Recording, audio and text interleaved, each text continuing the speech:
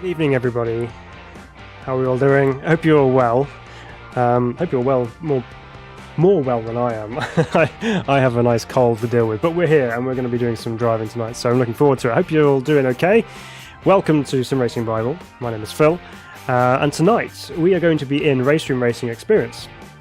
Now, we've done challenges similar to this in the past, where we have taken the competitions or the hot lap competitions which are available within RaceRoom and tried to set a lap time which is in the top 100 of each of those competitions.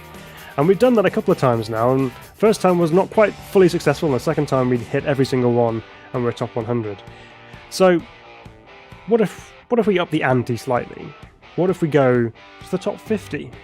Let's see if we can do that. There's less competitions on this time. I think there's only 5 rather than the usual 6. But that doesn't mean it's going to be any easier. We've still got to get in the top 50 of each of those 5 competitions. So can we do it? That's the question. So we're going to do that tonight. Bit of a chilled stream this evening. Nothing too strenuous. So I hope you enjoy and chat along with me, and we'll discuss some of the content as we go. And just generally having a bit of a relaxing evening. Now, let's transfer over to now. Here we go. And we'll see what we have to deal with this evening. So we have, as I said, 5 competitions available to us. We have GT3 at Monza, which could be quite a hotly contested one, quite popular GT3. We have the TT RS Cup, the Audi TT RS at the Sachsenring. Again, that's a circuit that I didn't really know particularly well until the last time we drove it on the channel, in which case got a bit quicker as we went. And as you can see from the intro, we have the Group 2 Scirocco, which is running at Circuit Park Zandvoort. Fixed that up, won that one, so that should be a nice one to do. We've got the beautiful NSU TTS at Bilster Berg, which is incredible combination. I'm really looking forward to that one. Fixed that up again. And then this one here, we have the BMW M235i, and you won't be able to see where it is, but it's at Mantorp Park. So that's going to be another good one to drive as well. So we're going to jump into these and see how well we get along with each of the competitions, and see if we can get ourselves into the top 50. Let's see how we go with that. Also, let's we'll get onto that in a moment. Let's see where we're going to go with first. I reckon I'm going to save the NSU to last, because I think that one's going to be awesome. So I'm really looking forward to that one. Let's start off with the M235i at Mantorp Park. It's open setup, this one. So let's get real mode, obviously. So let's see what colour we're going to choose for this one, because you can just change the livery. We'll run with, I don't know which colour looks fast. We'll go with the Avia livery. Rüdiger Schicht, where we drive his car. Big update just recently, not big update, but big changes to the physics for the P1 and P2 class cars, which need to try out and see how that goes as well at some point. But yeah, some more updates filing in, so it's good that RaceRoom is on the case with all the updates. And obviously we've got the new version of Indianapolis and the Oval as well released just this week. Okay, so here we go then. Let's see what we've got to deal with here. So we'll have a look at the leaderboard. So what have we got to make? So the leader's on a 121.8. To get into the top 50, we've got to do a 123.3. Okay. So Mantorp Park's not one that I know particularly well, so we're going to have to do a little bit of learning first, and then we can pick up the pace as we go. So here we are. The BMW is quite a nice car to drive, so it should be quite fun to chuck around here. Mantorp Park was the first time I drove this circuit was in Race 07 back in the day for the STCC packs, and it was a fun circuit to drive then. Let's see, to refresh my memory of which way we go here. So there's a series of right-handed corners through here as we come up towards a chicane which leads on to what is essentially the drag strip here at Mantorp Park. So here's that chicane now, so we've got to thread it through here. Okay, so there's a cut on the inside there, so we've got to be aware of that. Down the drag strip we go. You can see the timing boards either side of the straight here. And then somewhere down here we turn right. Not quite sure where yet. Ah, down here. There we go. Now, is this a fairly quick corner? Yeah, not too bad. Okay. Still just trying to find my way around.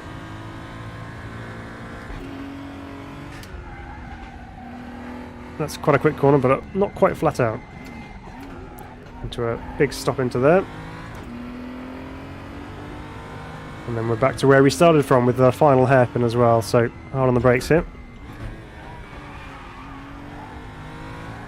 Okay, well let's go for another lap, and this time we'll try and keep it in bounds, shall we?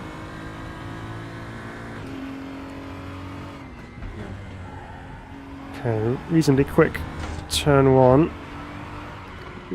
That's not keeping it in bounds, is it? It's off on the grass already. It's a good start. We're not going to restart just yet because still learn the circuit, so we'll just use this as another sighting lap.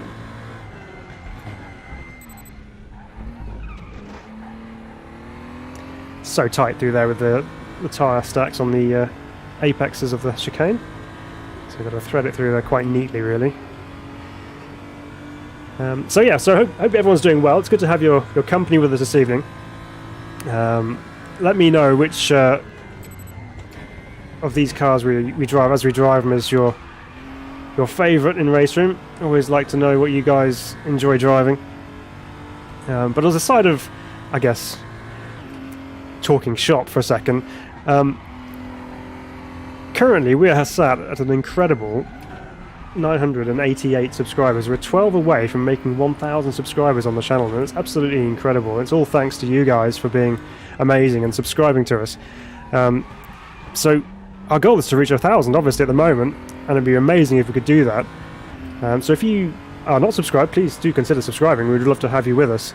But if you are subscribed and you know someone who might also enjoy what we do, feel free to share our videos with them and just say, hey look, check out these guys at Sim Racing Bible. And that would be amazing if we can get some more people to come and join us to get to 1,000. That'd be absolutely incredible. So, but once again, massive thank you to everyone who's followed the channel and enjoys the videos that we put out. Again, clipping that curb on the inside and just losing the lap time. Right, okay, I'm going to restart it this time. Let's go again.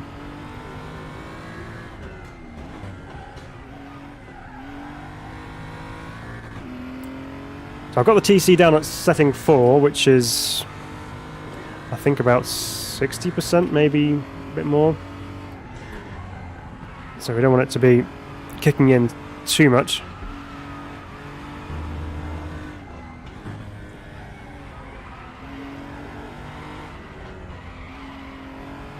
So far our challenge of trying to get into the top 50 is proving more difficult, partly because we haven't even set a lap time yet. Let's try and put that right this time. Well, we're through the chicane. It's always a bonus. Okay, down the drag strip, get ourselves lined up on the left hand side over here.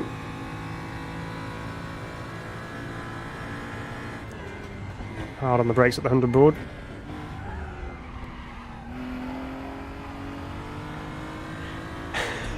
Morning, Saul. You should have 1 million subs, not just 1,000. Oh, thanks.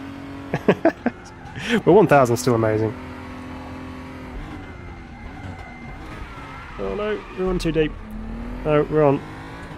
This isn't going to be a quick lap by any stretch of the imagination, but at least it's a lap on the board.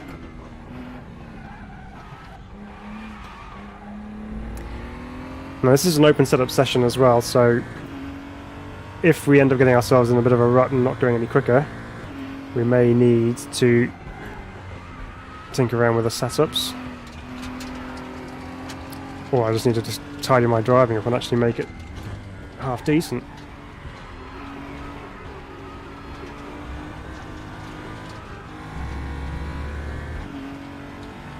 Already 3/10 down. That's by our wild first corner. And again, hitting the off track. That's really hard, really sharp on the track limits going into there. I guess it's quite a easy place to just cut and make up some time. So They're very strict on that area of track. Right, let's try again.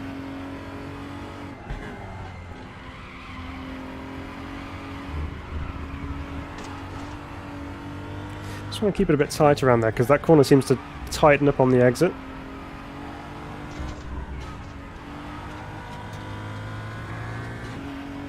Okay, so we are marginally up.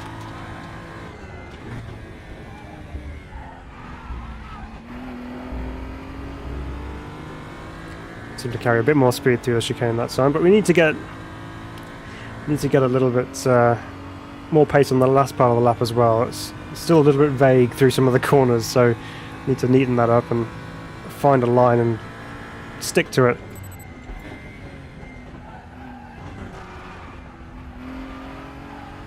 Okay, sort of 10th and a half up, although we had a bit of a slide on the exit there, which won't help. This time it's to be a bit more committed through this left-hander, rather than a dab of brakes, we'll have a lift.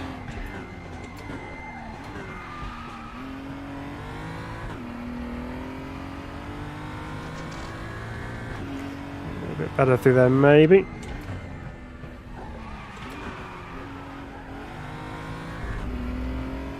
Still messing around with the throttle there, not nice and smooth, but should be an improvement. Okay, up to 230.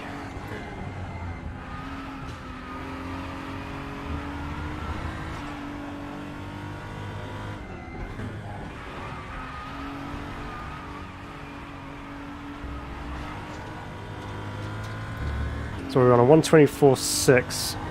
Again, another 10th up there.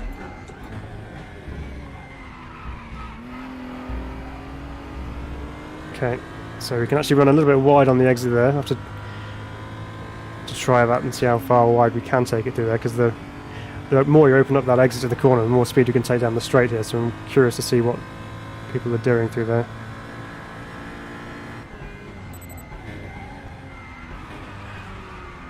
Oh no, that's too deep into that. We were 4/10 up. Amazing. Now also you'll notice, I know there'll be people out there saying, why has he got the racing line on? That's so amateur. And yeah, I would agree. However, in situations such as this, when you're just against yourself and you're trying to improve your lap time, the racing line on RaceRoom is actually a very useful tool and very useful marker to have. So you know where you were braking, what kind of line you were taking, and if you know that it worked, you can try and repeat that line the next time around. So it's quite a useful tool when you're trying to search for lap speed by yourself. Obviously you wouldn't use it in a race.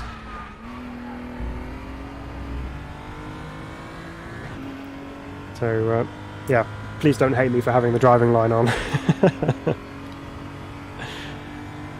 It's not necessarily the purest way of doing it, but if you've got the tools available, you may as well use them.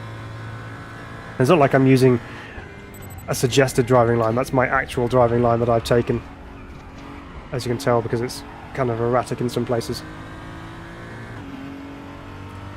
Right, so this next corner is quite quick. We'll have to get on the brakes a little bit earlier because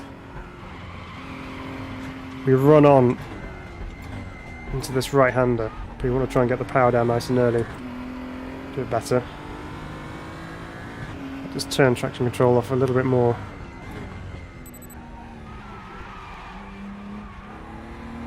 Still trying to gauge just how quick we can take that last corner as well, actually. It's a bit deceptive. There we go, it's a half a second, maybe 6/10 up. We're up to 141 now. Ooh, that's where the traction control will get you. Right, let's see what we can do in the garage then. See what kind of settings we can change. It might help our cause ever so slightly. So, what do we want the car to do? It's feeling a little bit vague on turn-in, so I might consider pushing the brake bias back a little bit, because I'm a trail braker, so I tend to I drag the brake into the apex, so having that brake bias a little bit further back helps kind of rotate the car on the entrance if you're on the brake. So we'll do a bit of that. What else do we need it to do? It's got quite a bit of wing angle on there. It might not necessarily need that much wing angle. Let's turn that down to 3. Let's go with those changes for now. We can always make more as we go. It's best to make them in small increments or small changes rather than changing everything all at once. We'll put the traction control back down to 4 again, though. Right, let's see what happens now.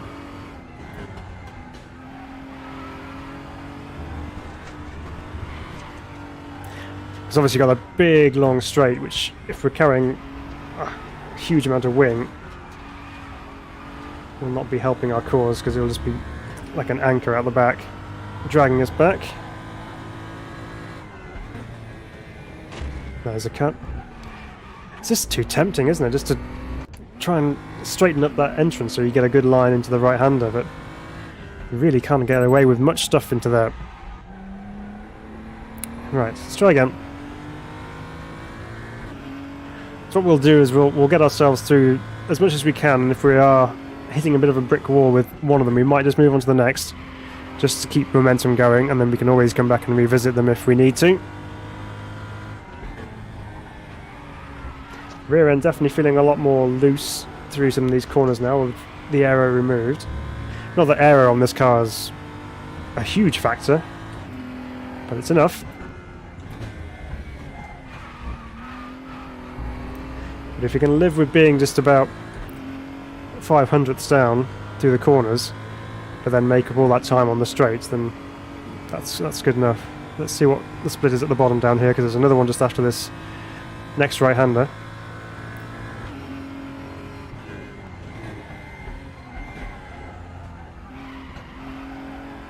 There we go, we've gained a 10th now, just purely from the straight, that really.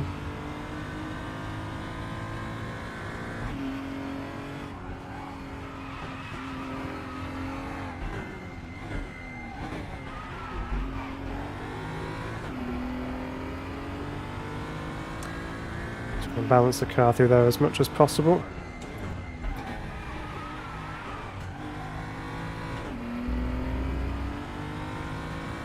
Yes, it's kind of also between gears a little bit there as well. I'm not sure whether it's second or third for that final corner. That's another 5/10. Oh, that's close. 64th. Oop. Too deep into turn 1. Too busy looking at the change of position. Right, well that's a bit better. Now we've got a bit of slippage at the rear, so let's see if we can try and improve that. What can we do driveline wise? Nothing apart from engine braking. That's no good. So we're going to have to change things on.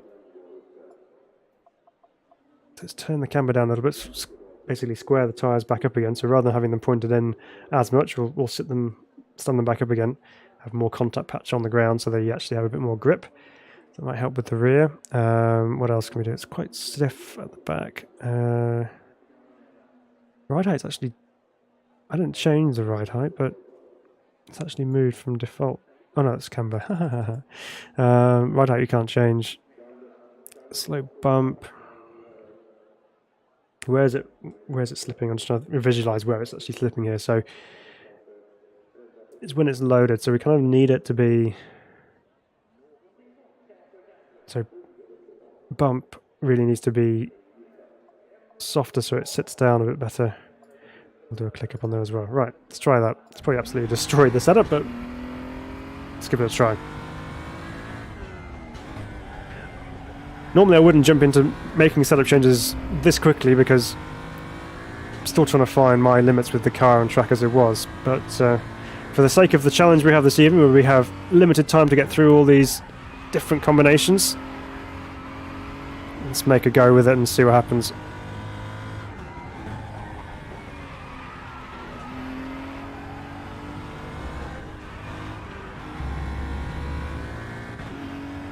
Okay, I had to get off the throttle a little bit there, which could have cost a bit of time.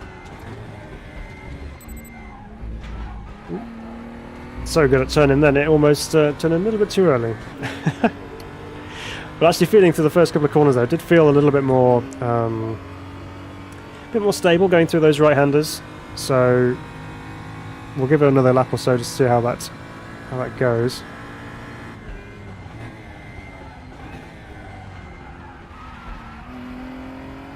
And again, we've lost time, but that's probably down to our run through the chicane, really.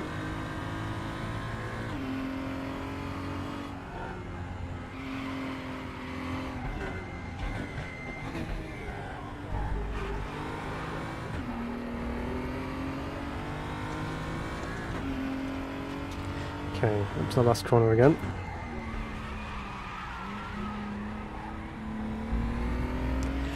Yeah, see, third is kind of the revs just die a little bit through there, so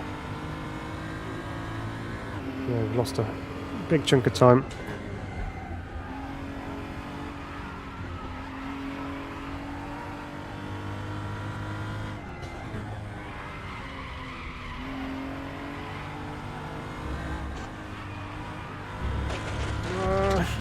Onto the grass, and we'll miss shift as well. Alright, let's maximise our line through here this time. Nope. two months maximising, and we went over the edge.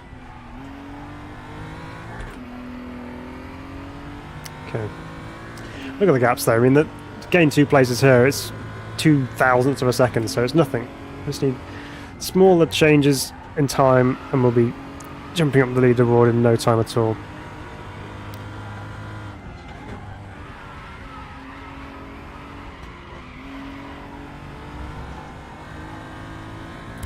That was a nice smooth run through turn 1 too. That shows 1.3 tenths up. No!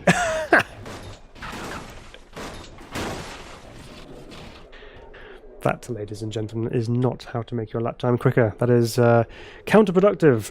Let's try it again. So there's taking curbs. And then there's taking curbs. And I think I just took a curb. That was... okay, we know not to do that again. That's a shame, because that was a really good first sector as well.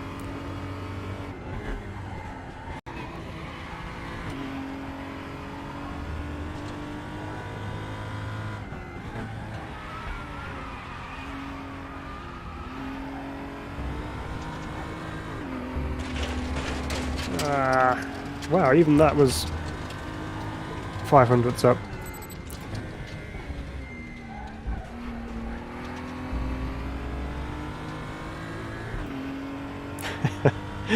That roll's just just shaken my rhythm. It's just gone now, so let's try and get that back.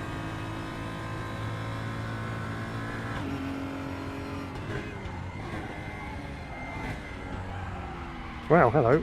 All of a sudden there was like a whole heap of pace going into that corner. It just wasn't going to come off.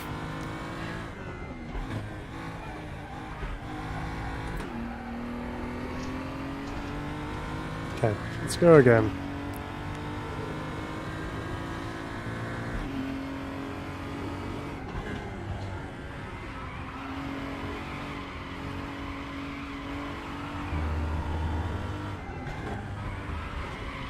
Bit of a slide into there that time.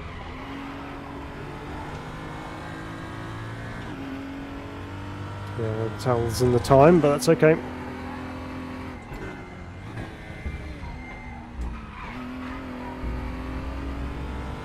That was much nicer through there that time. Just need to remember to maybe brake just a touch earlier this time into this next right-hander. Don't want to ruin it by going off into the gravel again.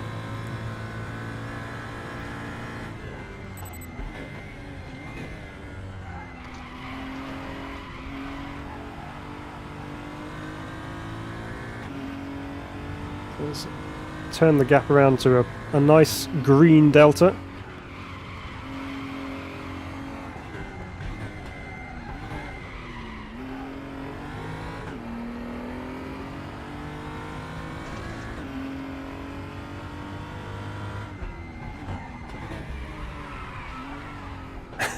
No, pushing on too much. What I might do, because it's not really stopping very well, I might just actually, oops, not restart. I might just put that brake bias back to where it was. Let's go back to general, put the brake bias back to 56, just to try and get the front end to stop. Soften the bump there as well. Put a bit more camber on the front and see what happens. Okay, well we're making progress. We are picking up time. We just need to put it all together. Starting the lap time sideways is never the right way of doing it, but it's okay.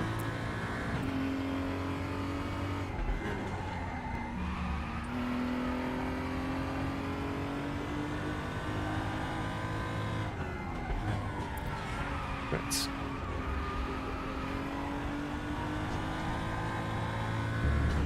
Keeping a little bit of throttle on through there, but the first corner was quite wide, so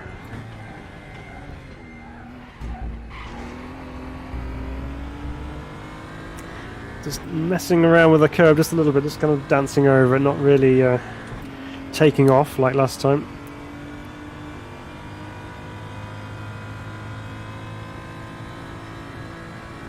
It's quite a short lap really, only 1 minute 23, so it's not surprising that the times are close together. Wow, we really are just...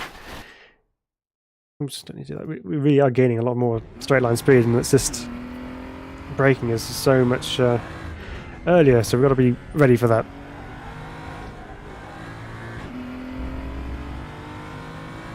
Okay, let's tidy up turn 1 this time. Keep it tighter.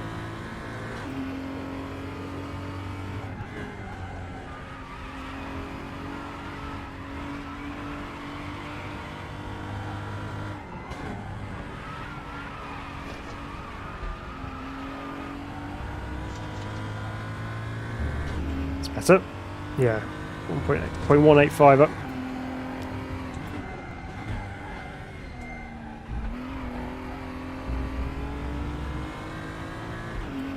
Brake earlier, Phil.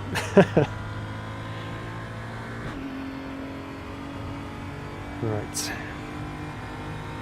That's a good thing about Mantorp Park. At least you have a little bit of a straight to kind of talk yourself back into it.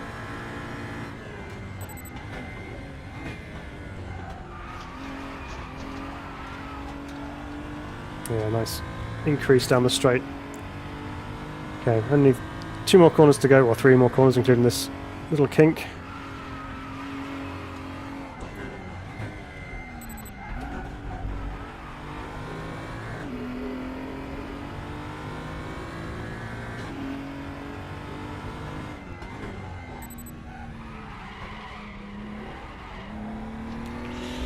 Such a difficult last corner. Yeah, we've thrown it away, all because of that last corner. Alright, we know we can do it.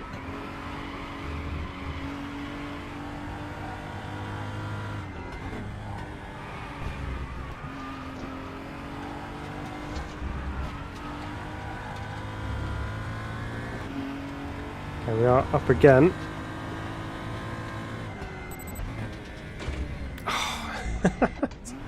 That was so close. Ah, the joys of hot lapping, huh?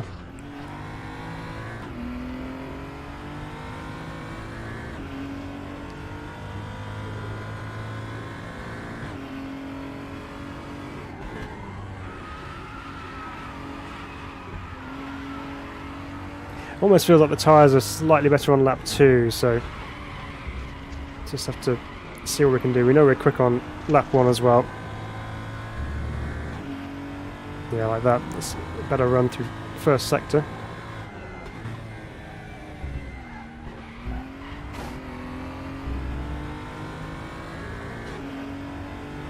Okay. Now just to get the last sector sorted.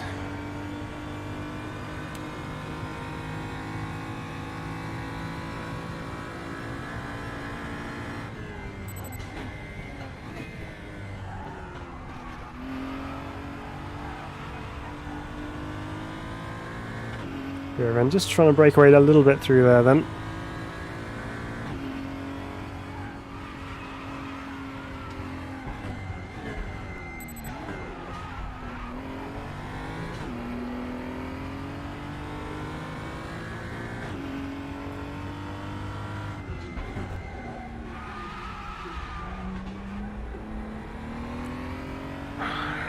You really don't know if it's third through there, but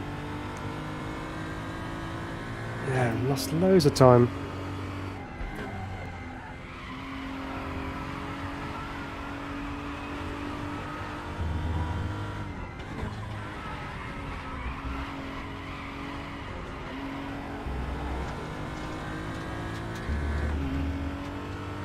And then we're down in the first sector as well.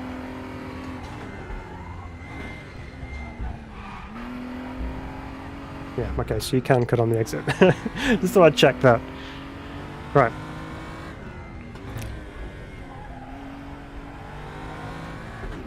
I think I am just going to have to take it in a second and just deal with it, I think.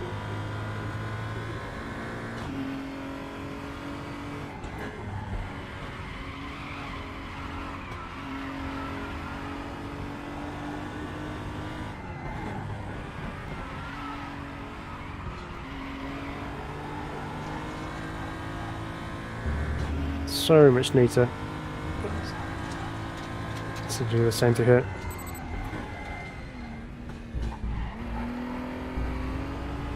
Oh, it's close. Honestly, thought I was going to get pinged for track limits then, but we got away with it. And breathe and relax. It's all good.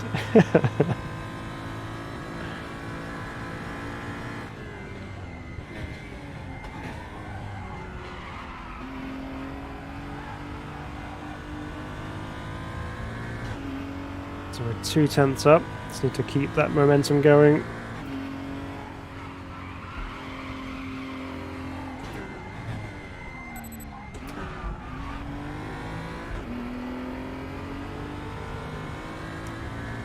Right, this time.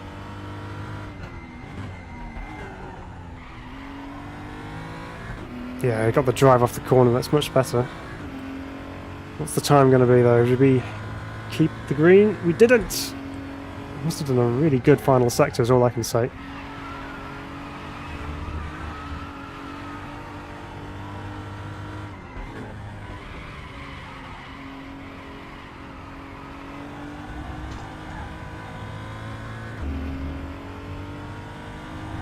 Well, we've consistently got the first sector right. It's just the last bit now. Oh, no. Right, okay. What are we going to do?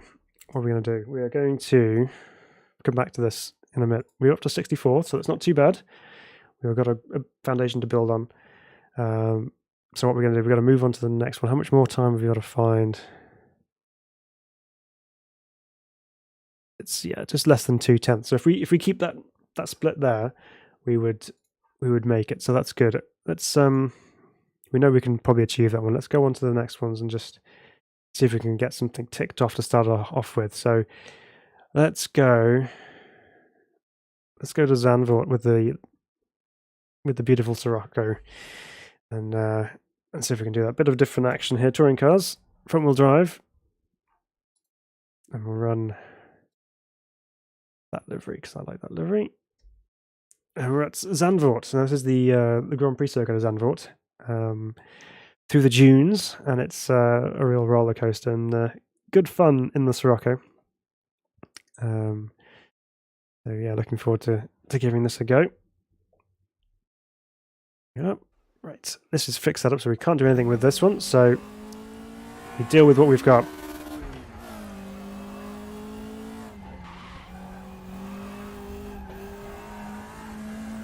Right. Now we get to enjoy the wonderful noise that this thing makes. This high revving, naturally aspirated car.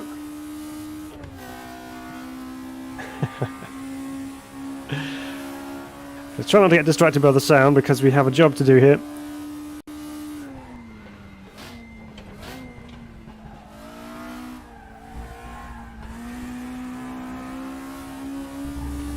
Through Tarzan, lots of grip through that first corner really. The brakes locking up.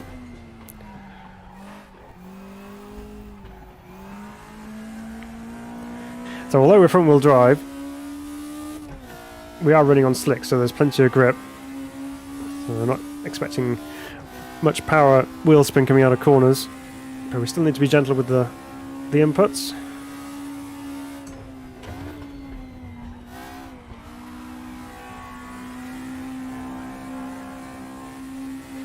There we go, through that lovely downhill right-hander, and then quick dab of brakes, get it on the curb on the inside.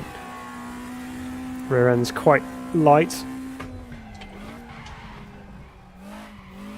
One of the hardest corners on the circuit, this one. Followed probably by the second hardest. This one you snatch a gear anyway.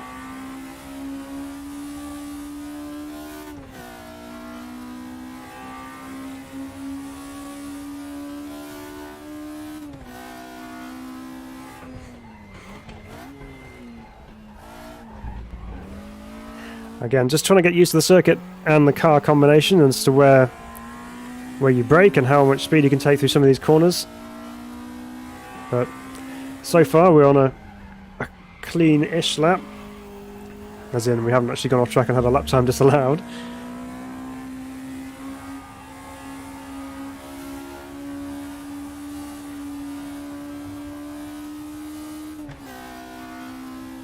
Okay, up over the line, then what time are we looking at? 99, 2 minutes dead.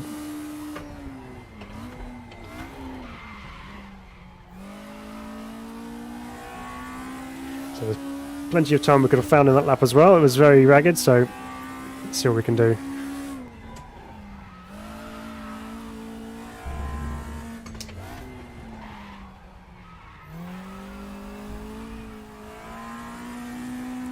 Let's try and pick up the pace a little bit. Do love this car, it drives really nicely. And obviously it sounds great.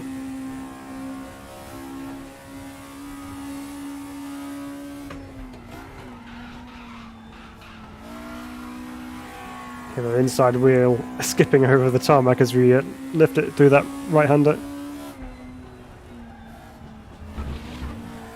Loads of curb on the inside, we're 4/10 up now.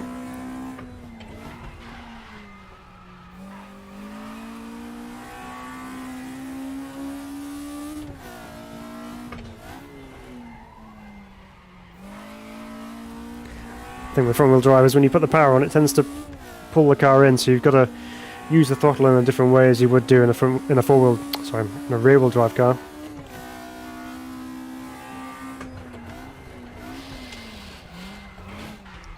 No, missed a gear in just a second.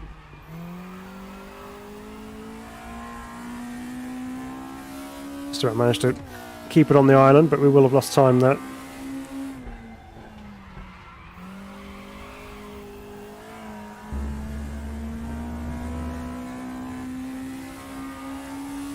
Last corner, flat out in this car. So, did we improve our lap time? That's the main aim here. 84th, we improved by 2/10. Oh no. That was not going to stop when you weren't going to engage second gear. Come on. We have the gearbox system on as manual without clutch, so that's the reason why I'm missing so many shifts. Just need to improve on that aspect.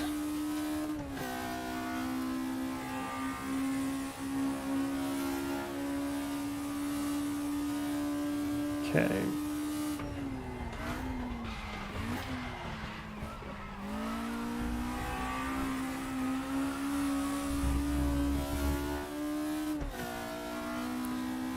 Now this time we'll try and get in a bit earlier for this corner, that's better. Carry more speed through that. Oh dear, and was thrown all that away into the banked hairpin up the hill.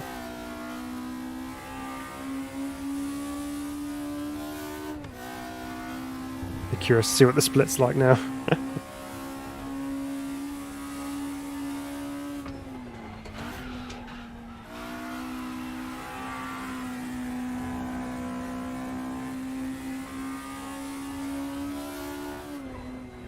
Yeah, down to 10th.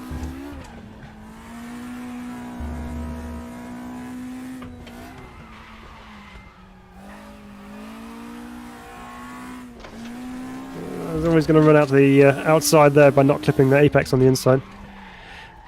This is super scrappy at the moment with his locking brakes and missing apexes all over the place. But different car to drive.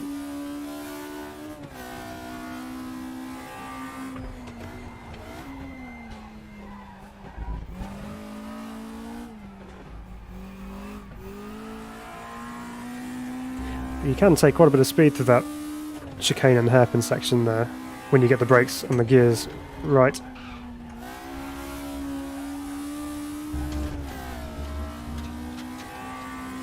So this lap's not going to be improved, we're already 8/10 down.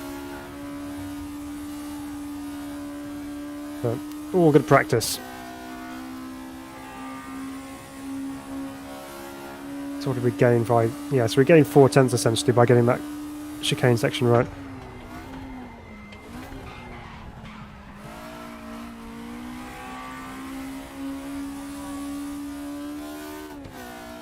So that's what we essentially lost when we made that error.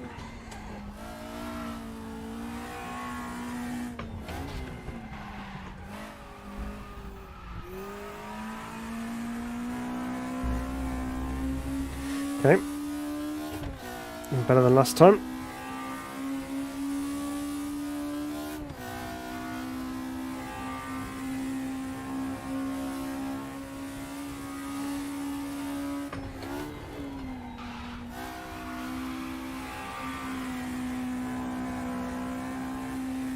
Big slide halfway around that corner then.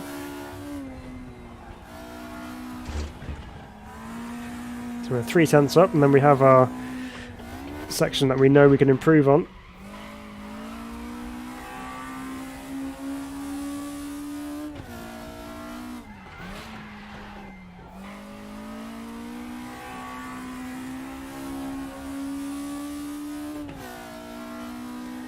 Right, let's get our braking right, let's get our downshifts right, maximise it through here.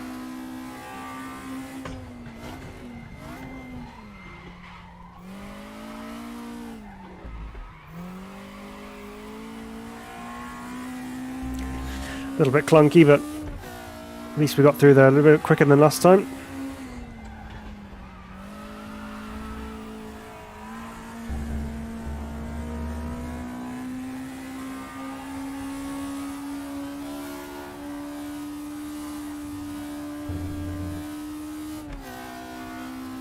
Right, this should be an improvement. What have we got here? There we go. 7/10 up, P44. Check. First one off the list. Okay, good stuff. Right, we can say we've successfully achieved one of our goals for this evening, to get one of them top 50. So, next. P44 we end up overall there, by the way, if you didn't see that. So, still not huge in terms of opposition, but inside our goal, and that's all we need to do, is get inside that top 50 and then we're all good. So, next, I reckon we go to the Sachsenring in the Audi. And let's see how we get on with this one. Again, a little bit of learning to go on here. What colour should we go with? I quite like that blue one. We're going to go with that one. So yeah, I kind of got used to the circuit eventually after that GT4 race we did a while back in the ranked session. Relearning the circuit all over again. The first section of the circuit is really quite technical and tricky. Last part's fairly straightforward. It's just there's just so many long corners and blind apexes and crests, and it's quite a tricky circuit to get the most out of. So let's see how the Audi goes around here. I think this is the 5-cylinder Audi. Yeah, it is. So it sounds good. Right. Last corner, this steep uphill left. Carry a lot of speed up there. Let's put TC down to 4 again. In fact, I think if this is front wheel drive, I'll probably put TC to 6, which is off. Turn 1, drops away from you. As does turn 2, a little bit of a short shift. Rhythm on the grass.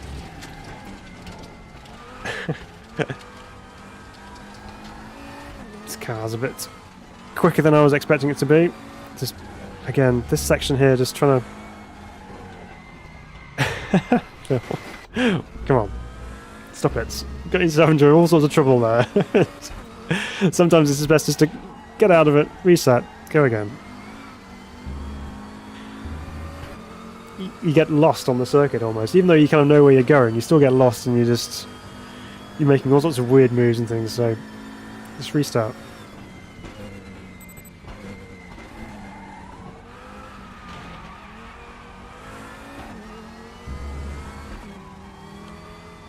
A little bit of a lift just so we can keep ourselves on track.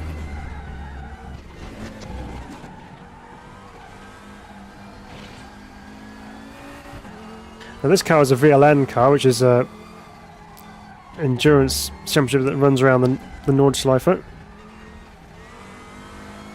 So that's where this car originated from.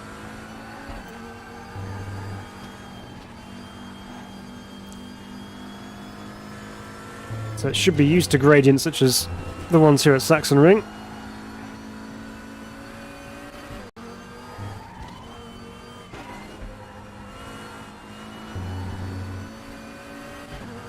Okay. It's just almost as if it's this one constant corner the first part of the lap.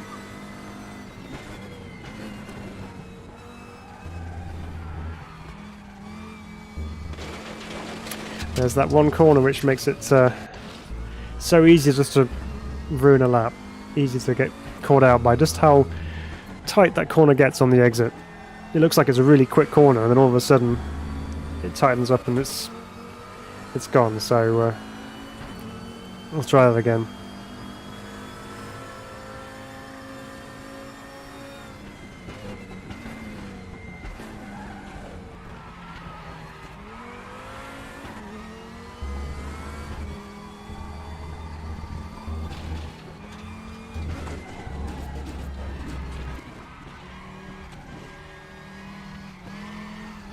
Come on, turn back in again. Wow.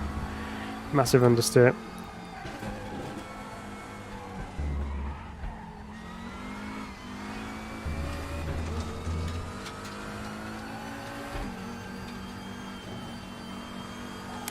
Corner always kind of, it's not quite flat out.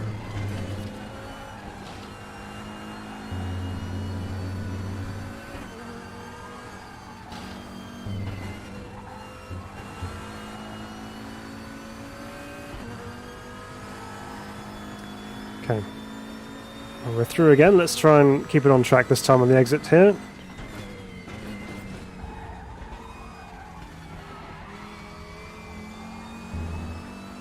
Right, just the last corner.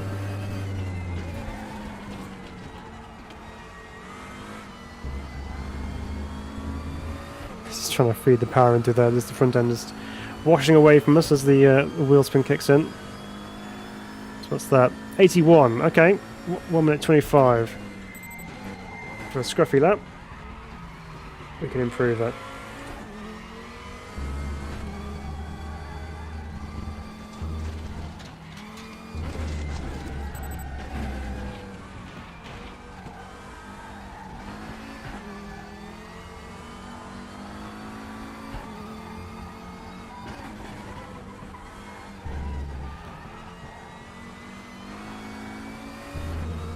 Almost left foot braking like a rally driver up there, just trying to keep the front end to turn in.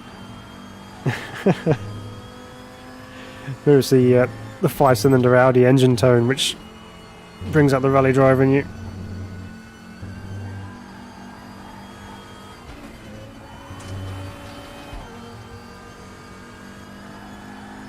There we go. Nice, almost 4 tenths up. Again, not a brilliant first sector of the lap, quite scruffy. Oh, there's the exit of the corner, which again catches you out. Come on. Although hot lapping I do find it quite enjoyable, it can also be rather frustrating and infuriating. Especially when you're on a good lap and then you do a silly mistake and throw everything away.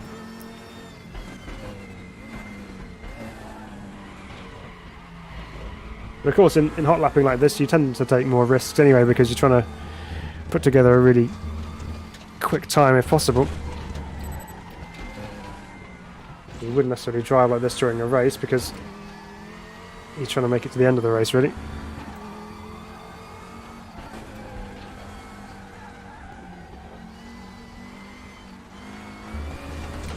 And that one's gone as well.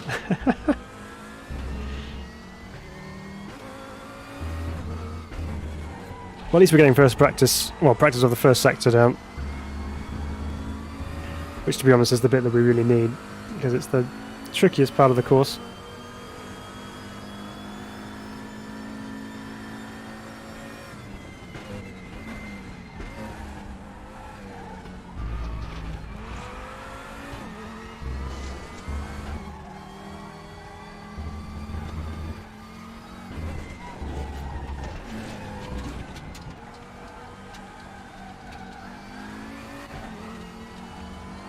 Keep it over to the right a little bit here.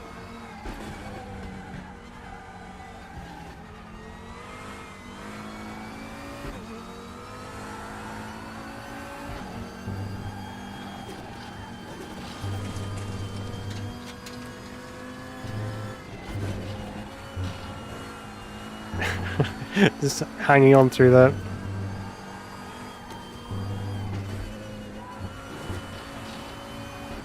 Not sure if I need to change down to 4th there. Might try it in 5th next time.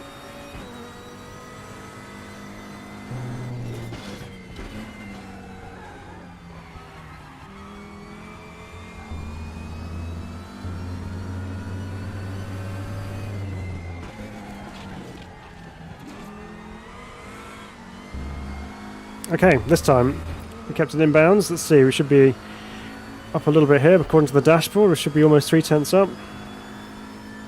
73rd.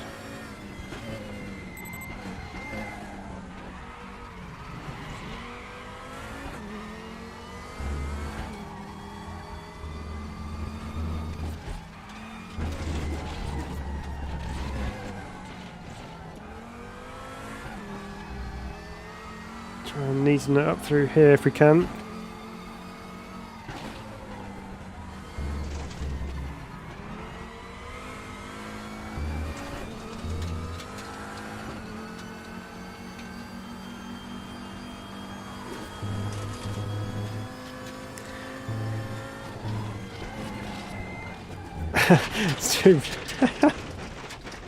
It's too busy looking at the delta on the dashboard while trying to turn a corner. Not always the best ploy.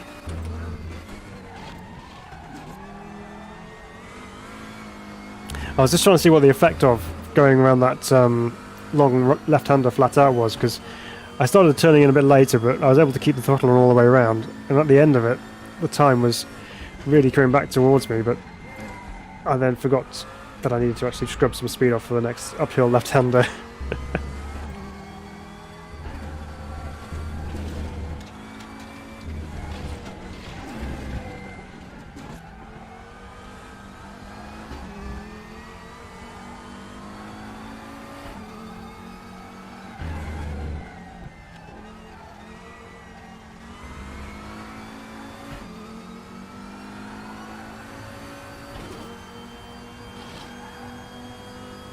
Okay, there we go. That's a bit better through there.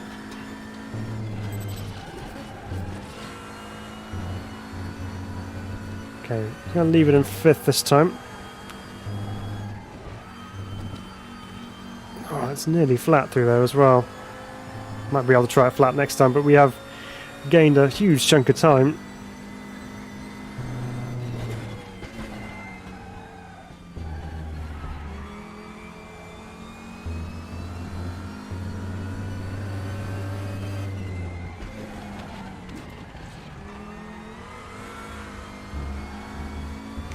Almost 6/10 up now. This should be in the bag by all accounts. No! We've got 5 more places to find.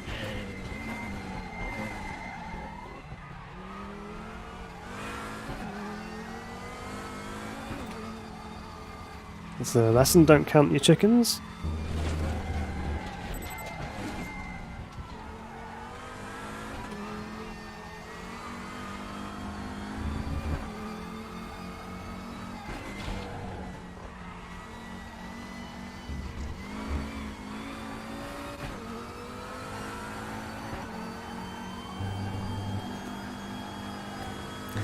Okay, that was a nicer first sector.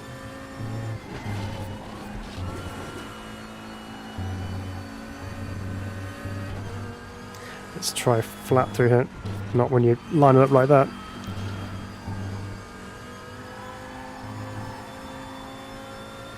We are still up.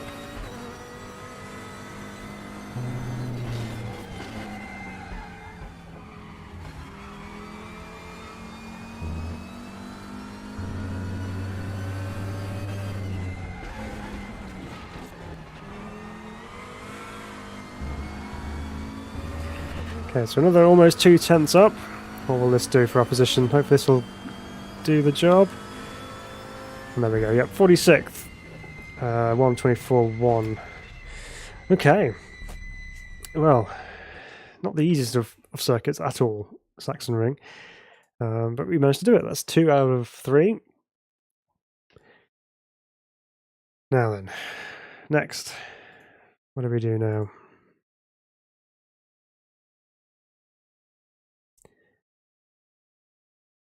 Well, it's got to be... We'll go to GT3 at Monza. And then we'll do the NSUs afterwards.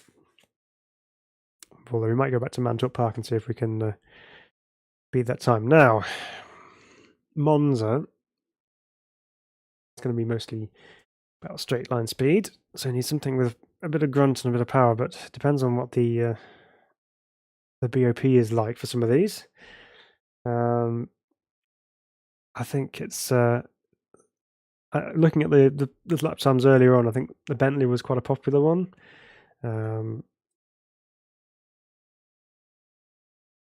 Why is that like that? Ooh.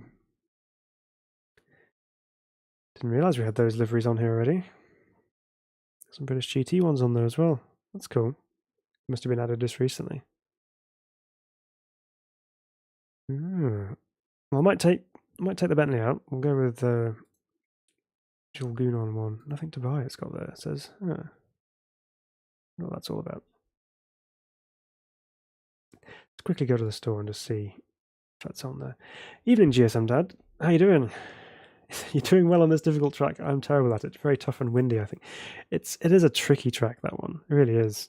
It's not an easy one to drive. I mean, just the corners just go on forever, and then obviously you've got gradients and you can't really see where you're going most of the time as well, which adds to the equation of it being a difficult track. But yeah, no, it's managed to get through it okay, thankfully. That's owned. Okay, that is interesting. So there's some liveries there which you can see, but can't actually get. Interesting. Right, well, we'll just use something else for the time being.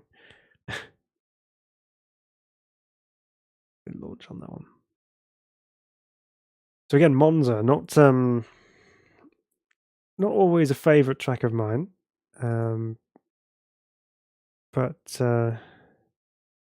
nevertheless, we can work with it. You know what? I might actually just take the Porsche up. Let's take the GT3R for a spin. We'll go with the KUS livery, Timo's livery. Really tough in a front wheel drive with all the understeer. Yes, no, absolutely. It's it just wants to push that car. It just wants to constantly just go straight. No matter how much input you try and do with it, it just doesn't want to do anything to oblige that input. So yeah, it's tricky. That car's not the. Oh, there we go. It's one of those load but not load situations. Try that again.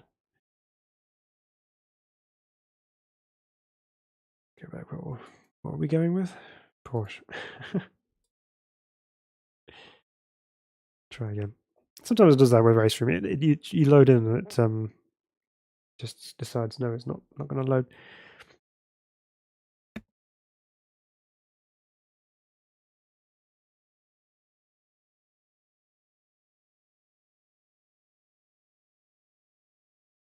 There we go. Thought you might not appreciate me snotting down the microphone, so I'll turn that off. Right.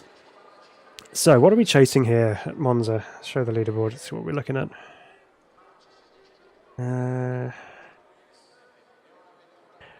So obviously there's going to be some ridiculously quick people in here. There's always quick people in GT3, so this is probably going to be the hardest ones to break into. So we've got to get a 48.2 to stand any chance of getting into the top 50. Looking at it, it's Bentley's. There's a McLaren in there. Bentley Corvette, of course. That's good in a straight line. M6s. There's a Camaro up there as well. But no Porsches, so that bodes well. Oops, we don't want to launch that. We're already in it. Let's see. If we need to switch to a different car, we'll switch to a different car. But when you got sounds such as this, Let's just enjoy it.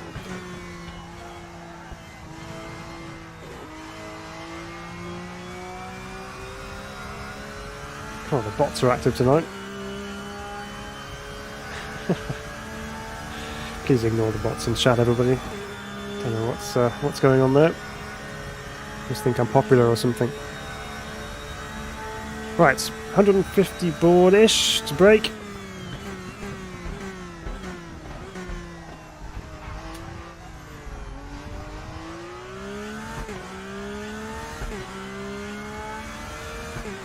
This thing really does sing. Put TC on 3 for the time being. See how that goes. Monza is a particularly bumpy circuit.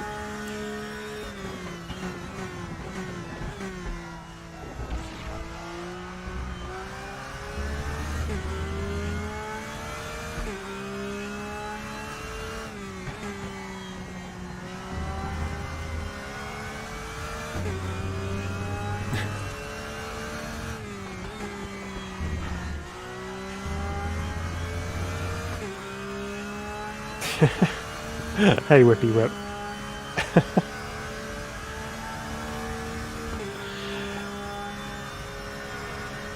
Right, down to the Ascaria chicane. Into third gear. Smash a bit of curb. Run a bit wide. Smash a bit more curb. Lose a lap time. Visit the gravel. Standard stuff. Just experiencing and finding the limits before we go for a proper lap. That's what I'm going to say.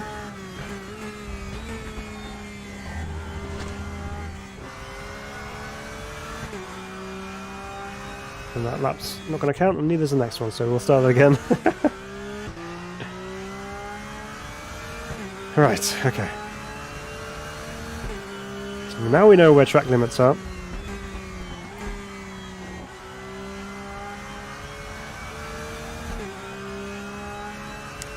We'll try and keep ourselves inside them, which is good.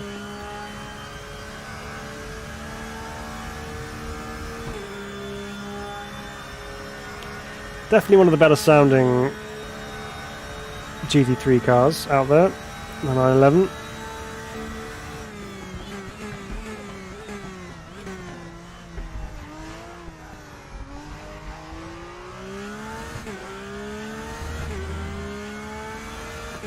Rumble mechanisms on the pedals are working overtime.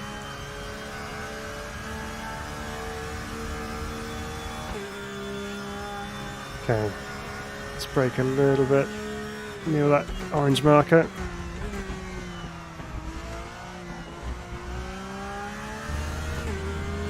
Obviously you get quite good traction with the 911 with all the weight being over the back.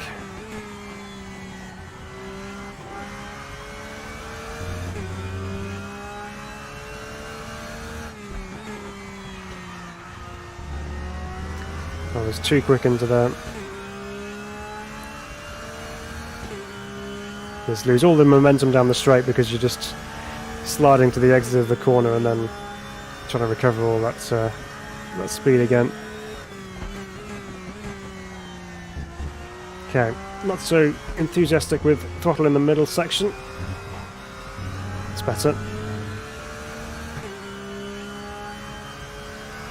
And down to Curva Parabolica we go, or Curva Michele Alvaretto, which I think it's now known as. 100 board, on the brakes. Down a couple of gears, probably down to third.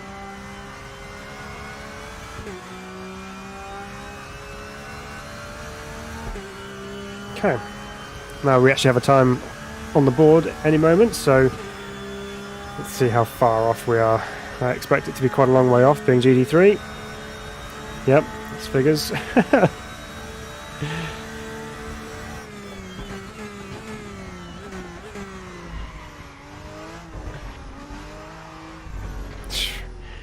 Man, that's not the way through there. Too late on the brakes.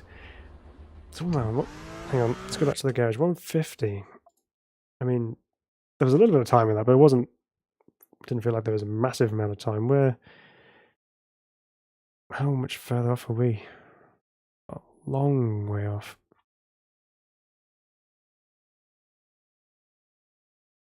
So we've got to get a 48.2. Okay, just a casual 2 seconds to knock off. I think it's, is it? Let's go to the garage. I think this is open setup as well, isn't it? It is, of course. So straight away, let's just take some of that angle off there. Can't take any angle off the front. Right, okay. Well, now we're no longer towing a power chute behind us. Let's see what we can do. Probably spin it at all the high-speed stuff, knowing me.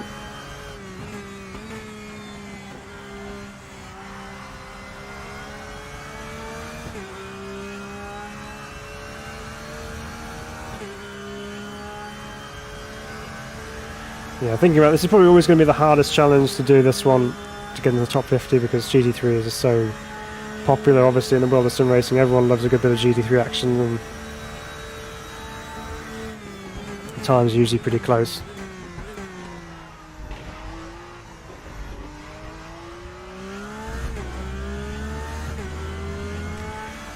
Nice delta display on the dash shows that we're a tenth up after the first chicane.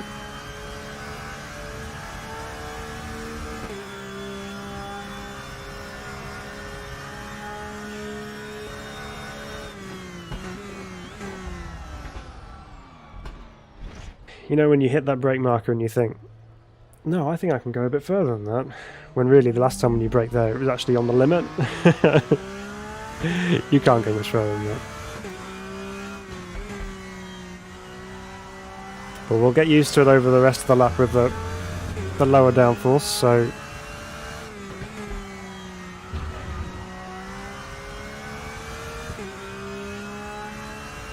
this is all about straight line speed really around Monza. I mean, there's a few corners which you have to have a little bit of downforce for, but in general it's all about the top speed here.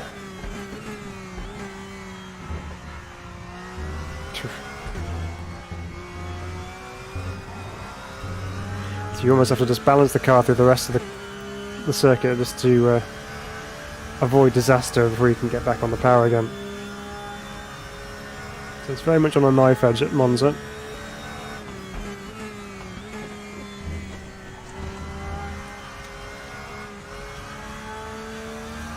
And who knows, this may be the reason why there's no Porsches in the top 50 or so, because they just don't have the straight line speed advantage, as say the Corvette or the Bentley does.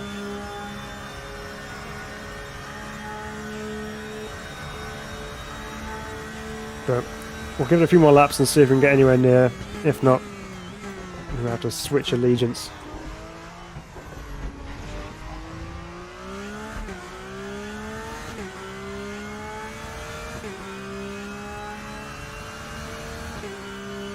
This time we're going to brake on the marker that we know works.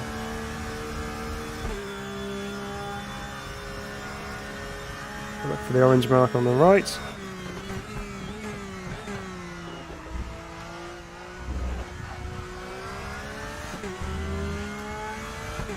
Let's take it to preset 4 for the TC.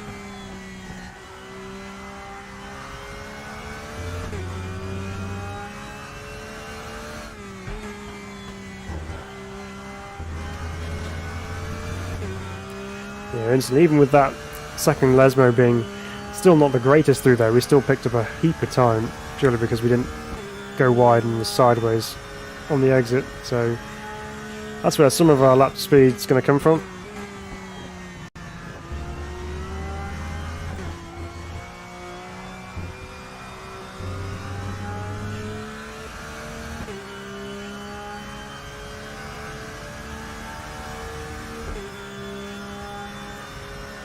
Yeah, it's looking like some of the big V8s might be the way to go.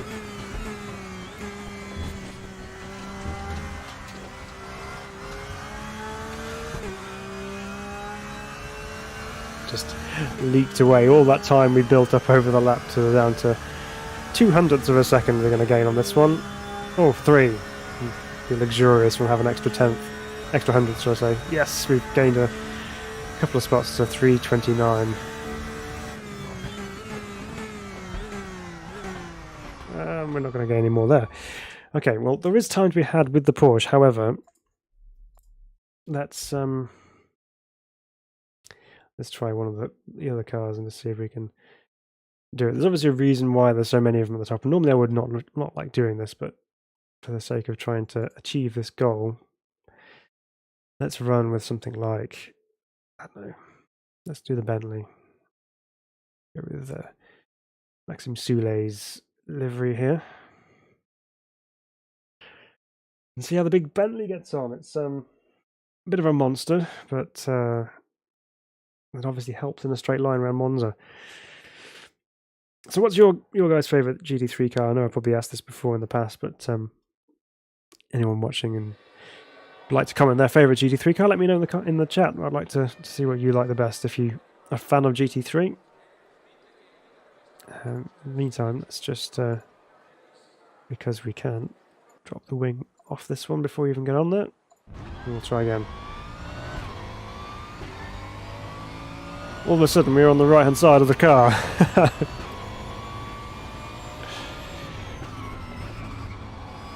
Very different viewpoint.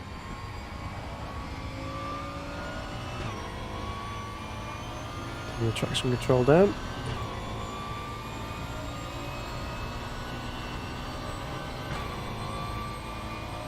Okay, let's see what we can do with the big Bentley, see if we can slash some time off.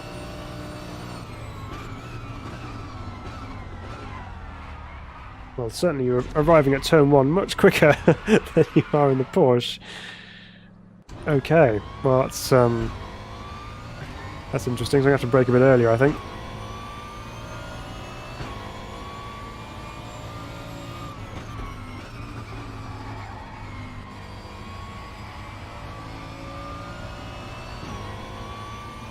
Right.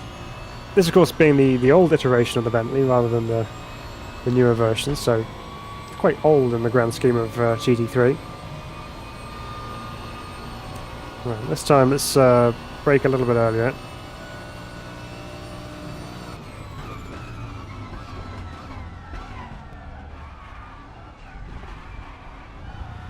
You have to brake even earlier than that.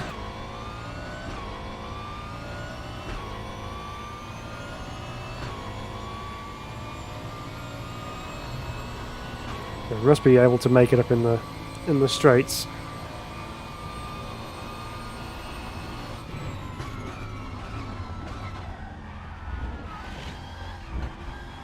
I mean, look at that. Even with a pretty lackluster first chicane, we're already 3/10 up.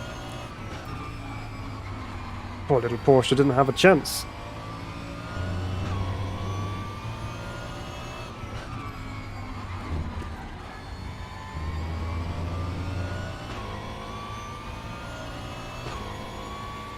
See what it's like down here at split 2.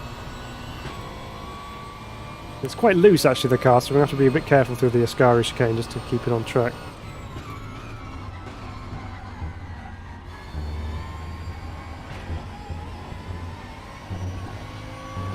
We're 7/10 up. It's just absurd, isn't it?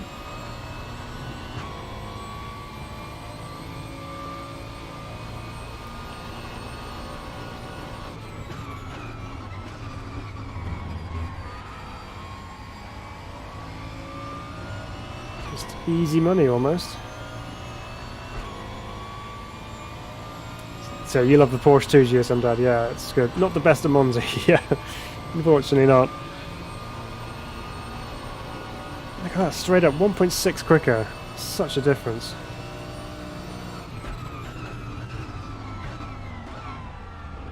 Getting too late into the... Break that back. Yeah, okay, let's catch up with GSM Dad's here. So in ACC, I tend to go for the Lexus, great all-rounder. Not sure if it's in RaceRoom. No, the Lexus isn't in RaceRoom, unfortunately. But yeah, in ACC, the Lexus actually sounds absolutely brutal. It's quite a nice car as well. Yeah, it's a good one to go for. Probably not a common choice either, actually. Obviously, a lot of people probably go for the likes of the Audi or the Lambo or Bentleys and things. But yeah, the Lexus not always people's first choice. It's a good car though, I do like it.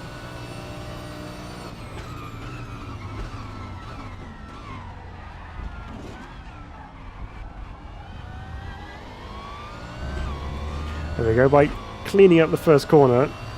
That's quarter of a second found already.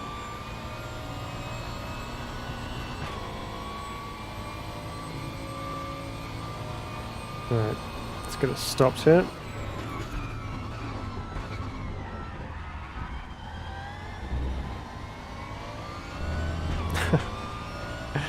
Oh goodness, time's just falling off.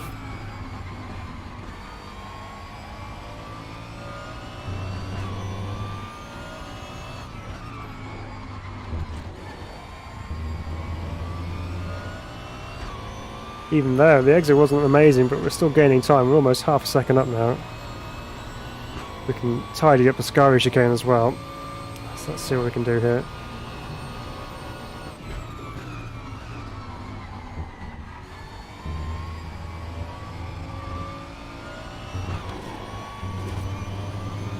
There we go. It's up to 6/10 now. Nice chunk of time going to be knocked off here if we can keep it nice and neat through here.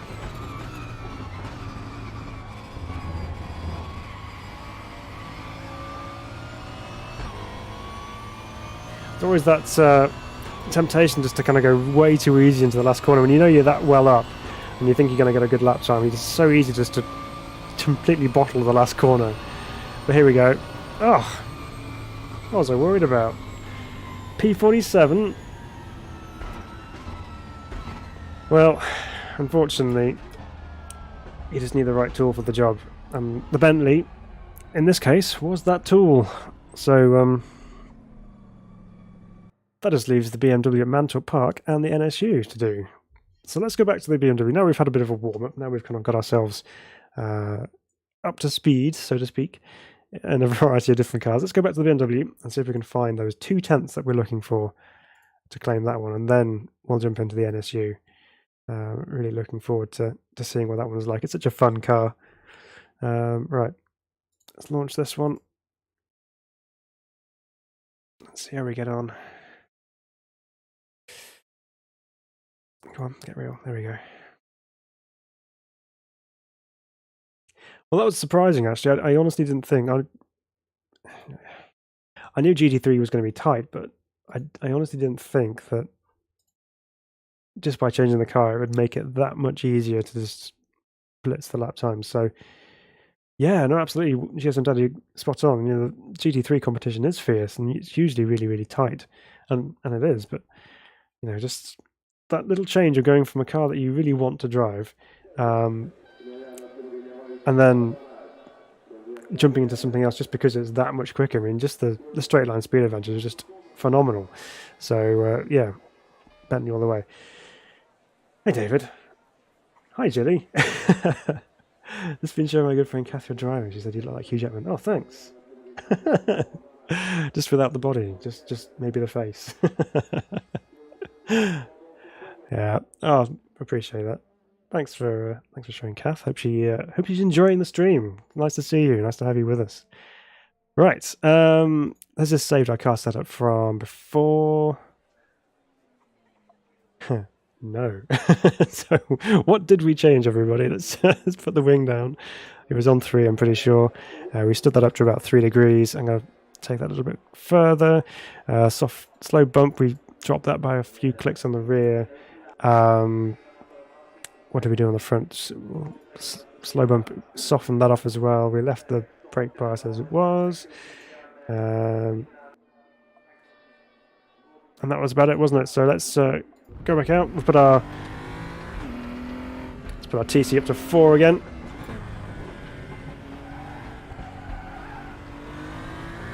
And let's go. Let's see if we can chase that top 50.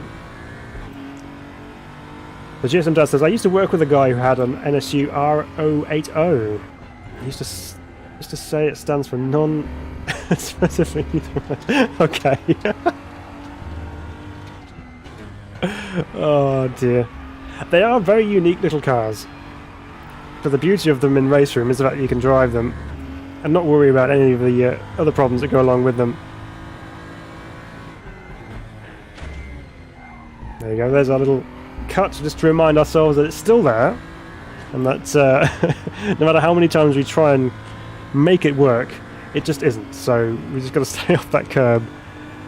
But we'll use this as another siding lap and just get ourselves back up to speed again with the mighty BMW after that Bentley rocket ship. Turn it in here.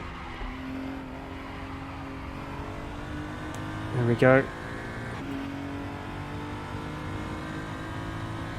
So this corner then, it's just a breath off the throttle and then back on again, squeeze it through there, find the grass, brake in a straight line and almost missed the corner. And yeah, job's a good one. Right. Now we've had our warm-up, let's go for a lap time, shall we? It's interesting that the BMW M235i is actually more competitive than the GT3.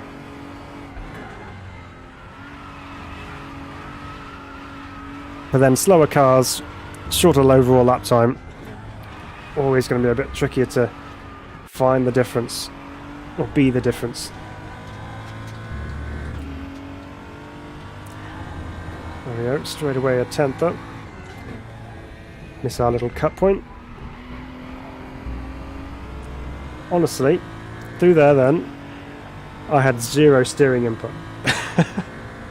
I was sliding the whole way through and just kept the wheel straight, and it just little four-wheel drift all the way out to the curb on the outside. Probably not the quickest way, but we'll find out at the end of the straight.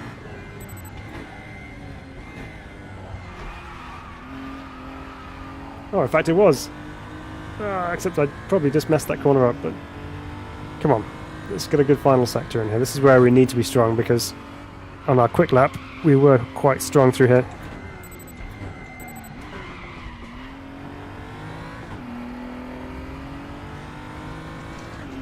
Come on then, let's see if we can do this last corner.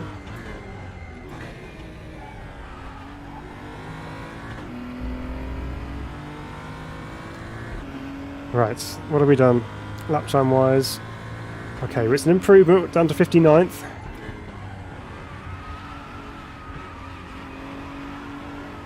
But we know we can do it, it's just that one little mistake on that right-hander. That's a big old cut, Phil. Sometimes you get into those little rhythms and you think, yep, this is where you turn in, because that's where the force feedback's telling me to turn in.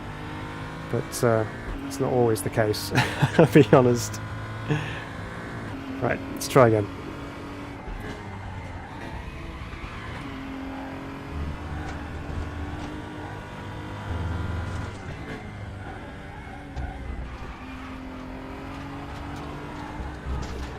And there's another cut. Okay, pushing too hard now, thinking, oh yeah, you can do this, and then start to take liberties with the track limits. A little bit of a catch of oversteer going through that. Right.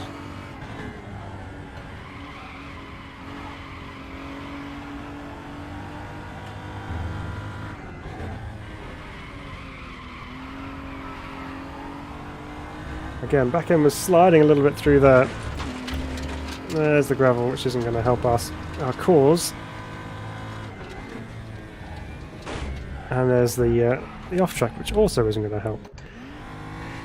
Oh man.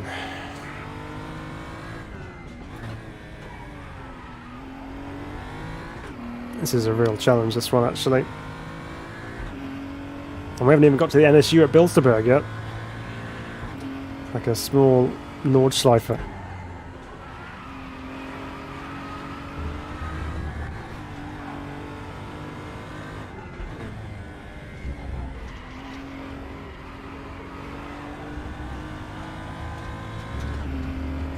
Okay. Oh, I thought I was alright through there, but...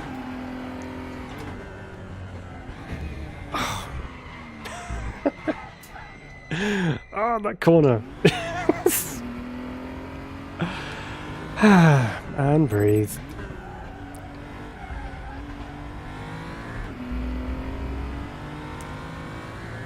The thing is that this isn't a Bentley, so you can't just get it through the corners and then just push the loud pedal and expect everything to be done for you. You've got to actually maximize every corner with this thing.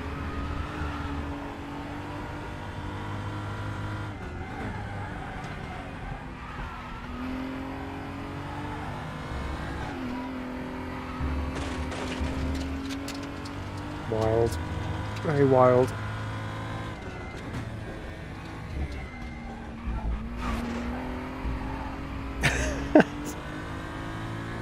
I feel like I'm in rallycross mode or something. I'm just hitting all the curbs like I've got loads of suspension travel and I'm using the gravel and all sorts. Come on. It's a circuit racing film. Let's calm it down.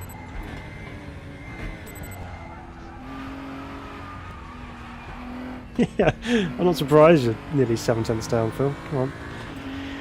Right, okay. Just slow down and it will come to you.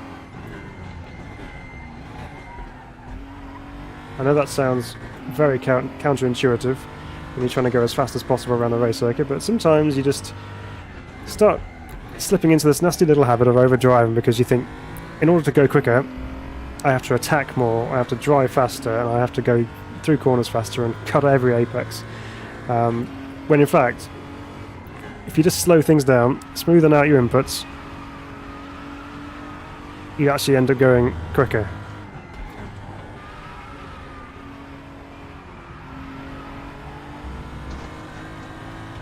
That is, of course, unless you cut the corner like I just did.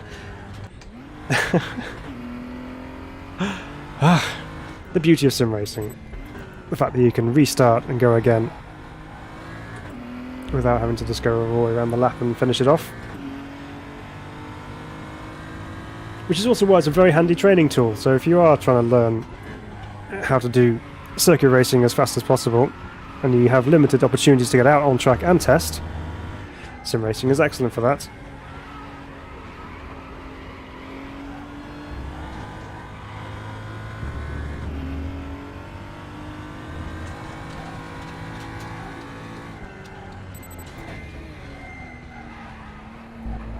Car did not want to turn right.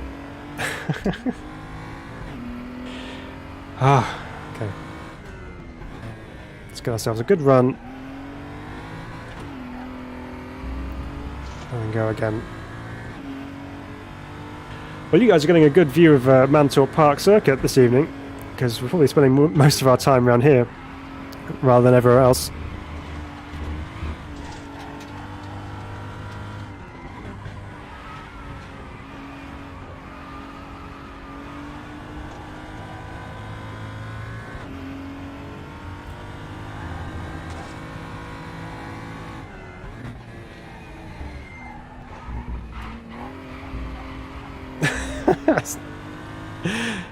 Again, that curb was trying to get us. It was trying to roll us over again.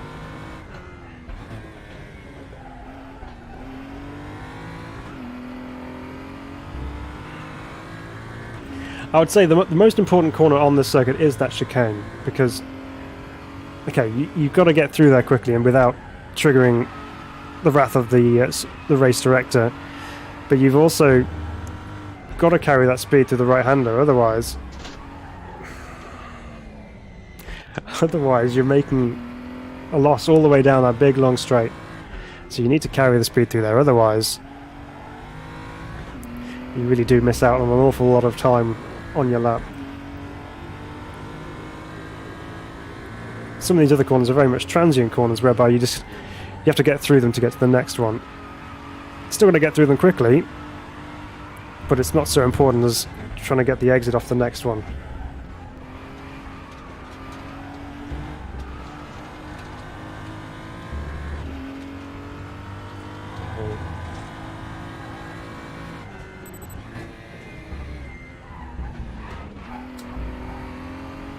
Right, let's just have a quick moment, because things are going downhill here. Let's try and bring this back on track, so to speak. Let's drown my sorrows in some setup work. We'll put the camera up on the front, which we did do last time, actually, I seem to remember. Let's just soften our spring rates off. I click on both front and rear and see what happens with that.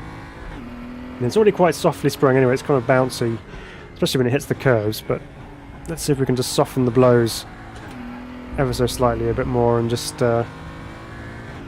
help the tyre stay in contact with the road surface even more. And in theory, give ourselves a little bit more mechanical grip.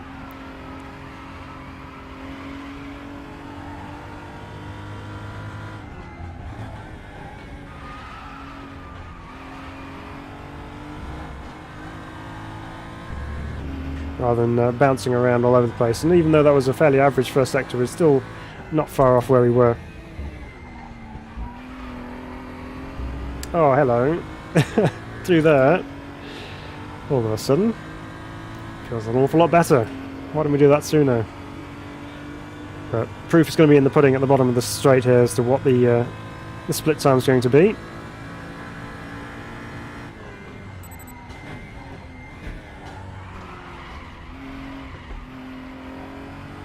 Yeah, well, good 10th and a bit up there, so need to get this last sector right again.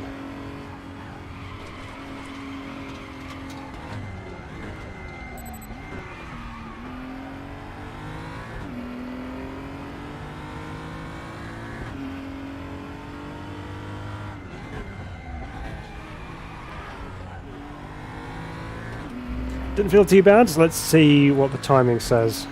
That's where it really matters. And we're down. How on earth did we go through there so quickly on our fast lap? That's what I want to know.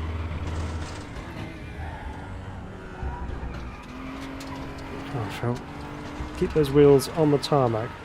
That's where the grip is. Okay.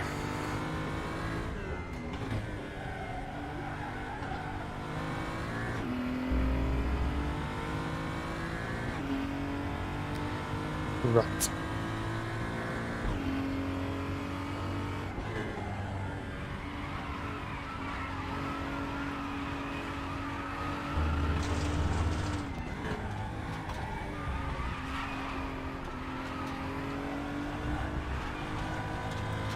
Felt a little bit vague through turn 1 that time around, actually.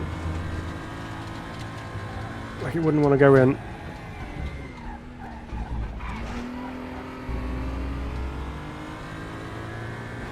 Still plenty of curb usage on the inside there, though. So what are we doing wrong with this last section here, I wonder? I might try and take a bit less speed through that left-hand kink in a bit to try and line up better for the right-hander. Wow, lost 4/10 somehow.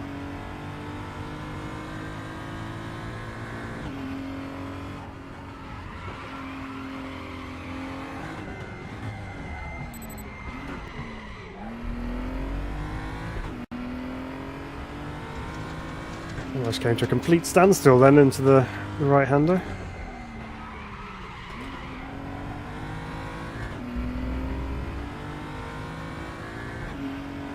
This is so frustrating. I mean, it's tantalisingly close. We've only got to get 9 more spots. And 0.2 of a second, but currently it's proving to be the hardest 0.2 of a second in the world.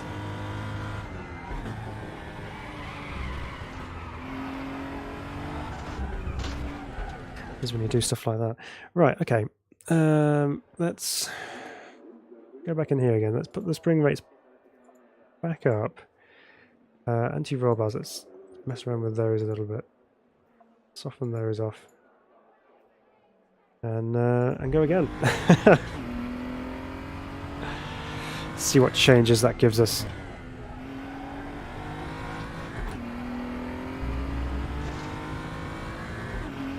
Because sometimes having a stiff anti-roll bar does help with, you know, obviously preventing roll, which is what it's there to do. But it can also make the car a little bit skittish at times over the bumps. It can affect the axle of the car going into the corner.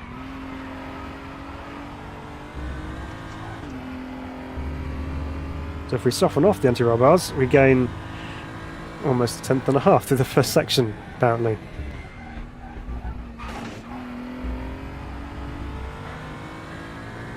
Don't need that much curb, Phil. Right. Okay, so that's helped through the first sector straight away. Let's see what it does for the rest of the lap.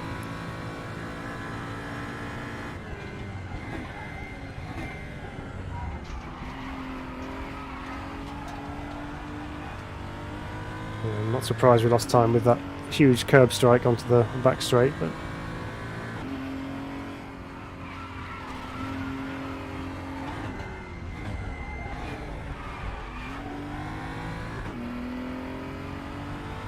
felt a bit better through there though.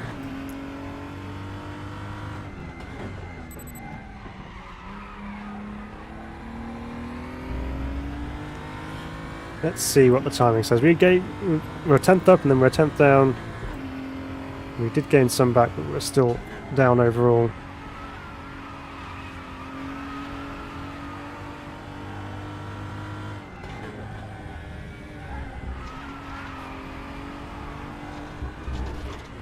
Too tight then, too tight.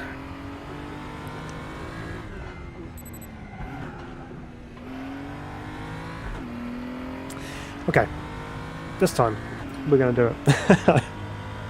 We've got to manage to do it.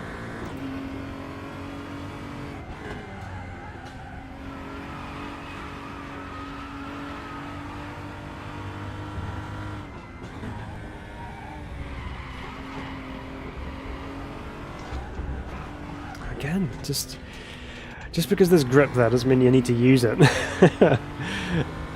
Give yourself space. That's what you got to do. Make sure there's enough space for you to stay in bounds and still keep the power down through the corner and onto the exit of the corner as well. There's no point going in too deep or too early.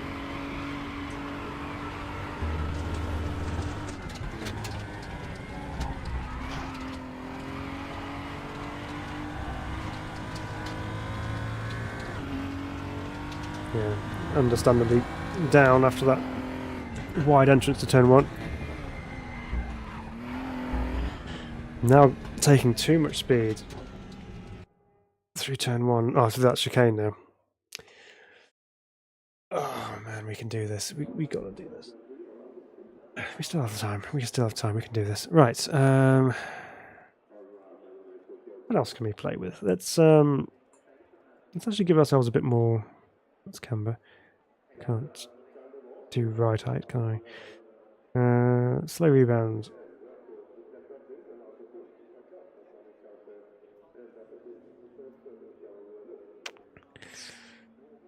Yeah. What can we do? What can we do? Let's go a bit more drastic with the bump settings. Let's try that.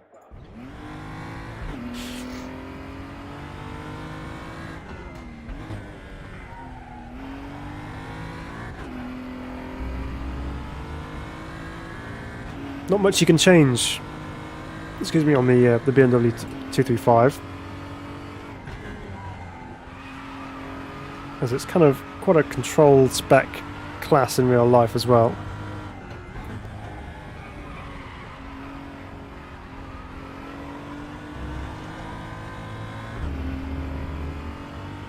Yeah, no wonder that one was green. It'd feel a bit better.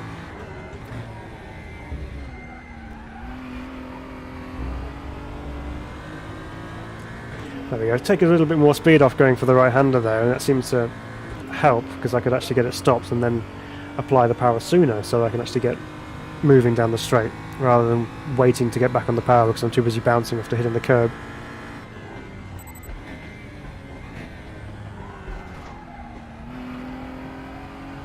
And we're still just about up.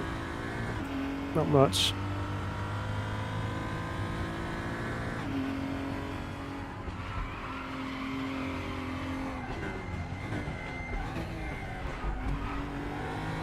Here's the bollard. Didn't need that anyway.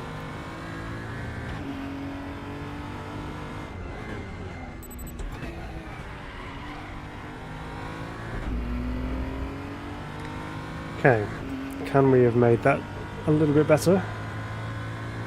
Okay, it's an improvement. We've gained 1 position.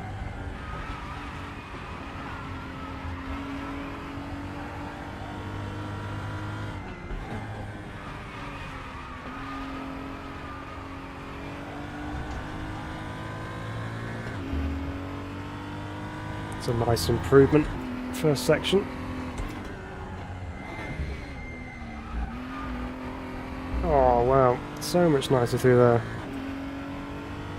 Okay, should be on for a good one here if we can keep it together. Second lap again, the grip seems to be up quite nicely, so let's see if we can benefit from that.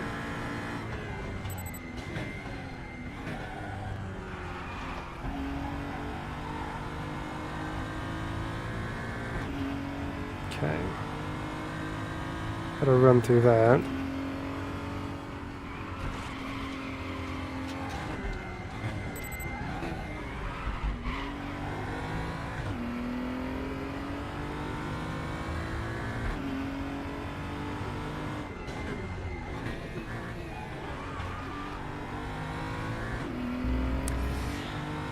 It's hard to say, I don't know if it's going to be much quicker or not.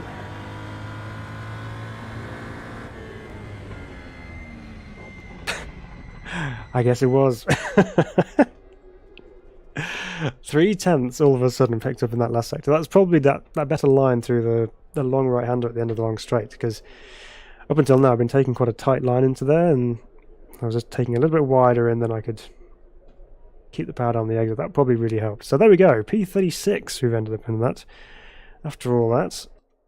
So now there is one more left to challenge, and let's do that now. We're going to go to the Bilster Berg circuit in the NSU TTS. Now this thing, we're back on the H-pattern gearbox again, but this is a real gem of a car, and it's fixed setup as well, so we don't have to worry about trying to make the setup of the car any better. We're going to have to just deal with it as it is and and suffer the consequences. We're going to go with this nice yellow and orange livery here because it looks fast, and that's the main thing. So I'm not sure which layout of Bilster Berg it is, whether it's the full layout or whether it's one of the shorter ones. I don't know, but I guess we'll find out. We'll find out together. Yeah, thanks GSM Dan, that was good. I mean, all of a sudden, when you're chasing around, you're like scrabbling on for hundredths of seconds.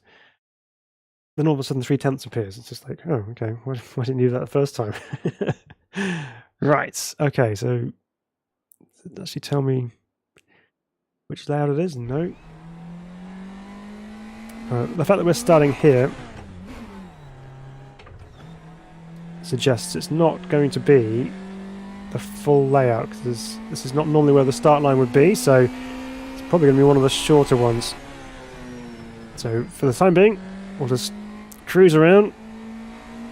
I'm glad it's got this chicane in, because this chicane is fun. Ah yes, so it is a short circuit because there's some nasty hard looking tyre stacks in the middle of the road. So we're going to be cutting off there and then going up and around. Once again, another brilliant sounding car in RaceRoom.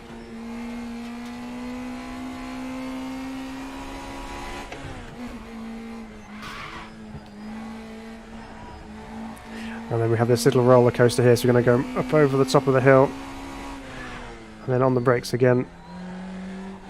The track drops away from you at the bottom of the hill here.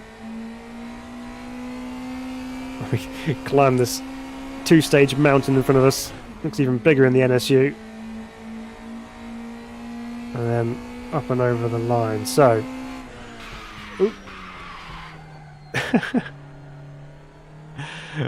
okay, we'll go again, everybody. Right, so this time we know where we're going-ish. Now it's just a case of getting used to the car. Get ourselves slowed down for turn 1. Back end's coming out, of course, because that's what the NSU loves to do. Downshifting and sliding, except that does need to be a little bit slower. Yep, I'm surprised the lap time was deleted on that one. That's a shame, I can't go through that chicane as quickly as I would like to do, because you've got to be on the brakes and get the car stopped on the exit, so that's going to make that a different challenge.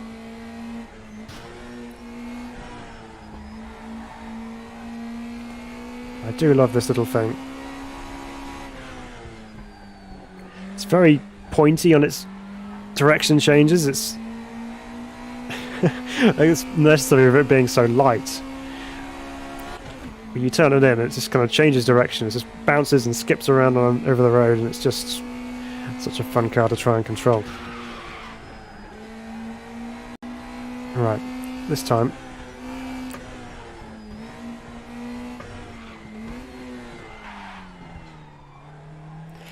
Okay, we kept it in bounds. Not quickest, but... And then you do something like that and miss a gear.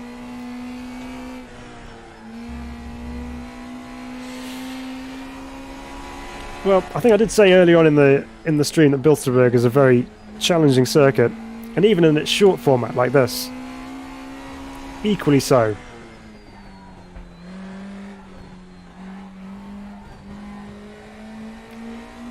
But we do love a good challenge here at Sim Racing Bible, so we're all up for this. Right, let's get it slowed down without locking a brake. Okay, up to 576th now. Nice improvement.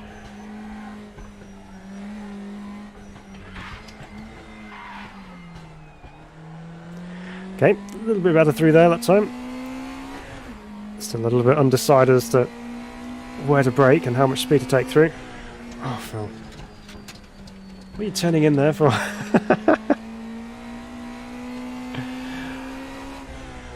This is after driving the BMW, which can take a little bit of encouragement to turn in. The NSU is more than happy to turn in for you. Luckily it's quite a short lap, only 54 seconds long, so it doesn't matter too much if we cut. We can just carry on and we'll be back around to the starting point once again. So here we go. Keep it nice and tight through there. Straight line the chicane.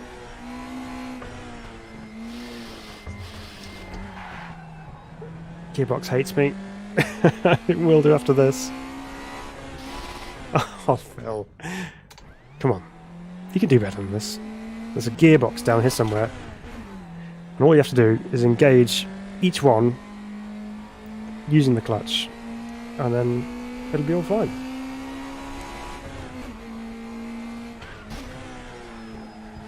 Let's try harder. Right.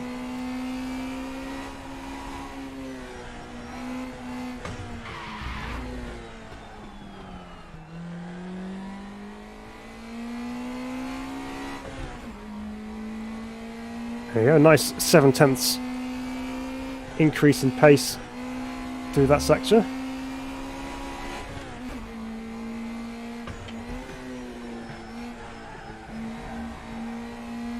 Let's try and get used to this a bit more now.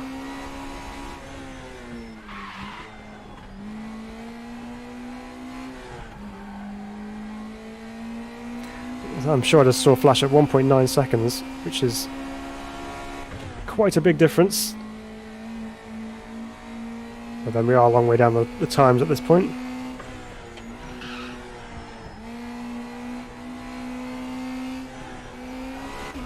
Ooh, there's a cut there, okay.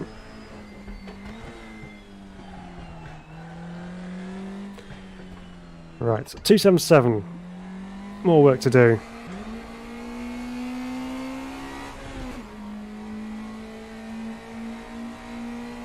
Problem is where the starting point is there. It doesn't give you an awful lot of run up for the start finish line here.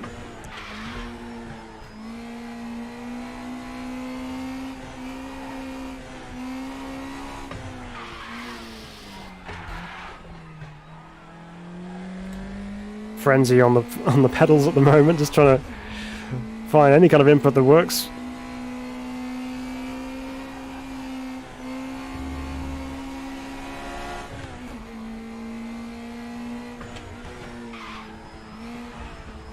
One of these days we'll install a pedal cam and you can have a good laugh.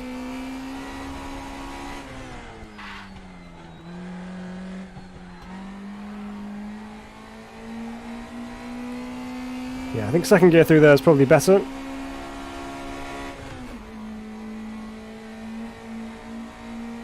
Try and leave in a second as much as you can up that hill so it doesn't have the revs die on you. Ooh, wow, I didn't really touch the curb there, but it still pinged me for track limits. So we gained a bit more time, 184.52.7. before we jump into this next lap, what are we aiming for here, by the way? Let's have a look. Let's go up here. So guy in 50th place is doing a 51.9. And then we're 52.7. So we've got, best part of 8/10 to find around a very, very short lap. All right. No pressure. Let's go again.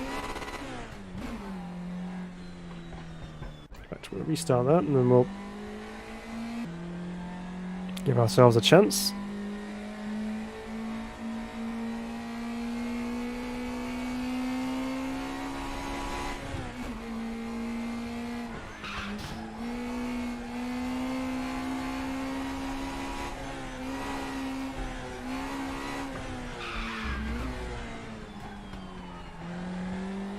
It's nicer through there that time. Yes, shows the 695 increase. Right.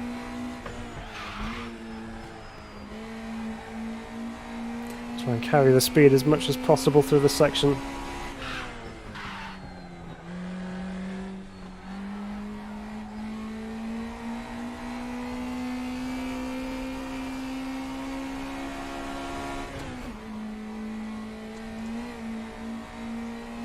Driving for the line, what's that going to be?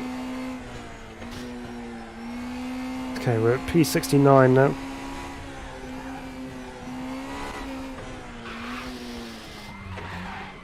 No. Oh, man. Okay, we're not going to restart it because we don't get that run. So let's just finish the lap off, and then we'll get a proper run over the start-finish line this time.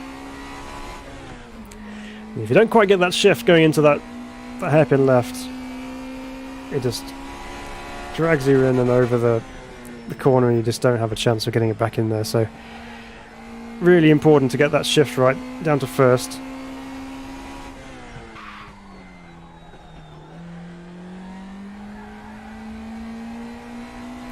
There we go, much better run than you would normally get on the rolling lap.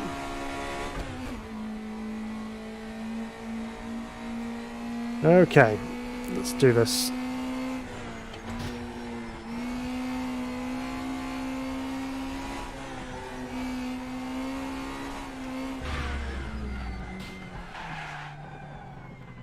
He says, running wide.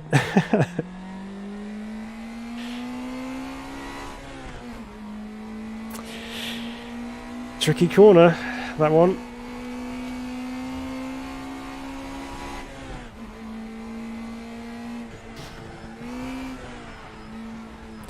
Backing it into the left-hander. This car's so fun.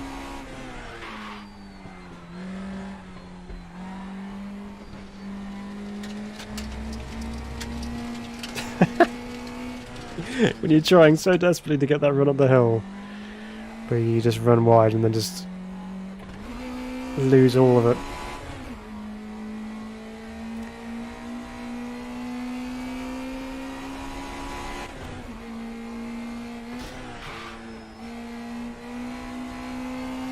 Okay, this time.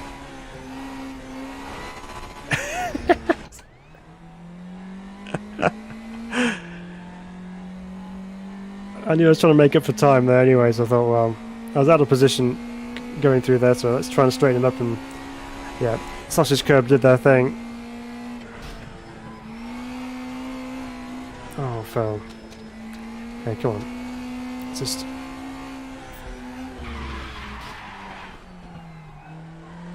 finish the lap off and get that run that you want.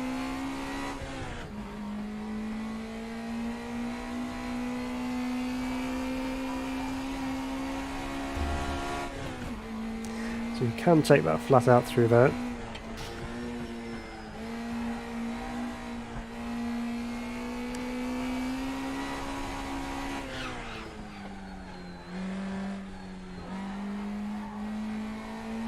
It's probably the line actually through there, just to take it a little bit tighter on the way in. Right, this time, let's see what we can do. Not got much to knock off now.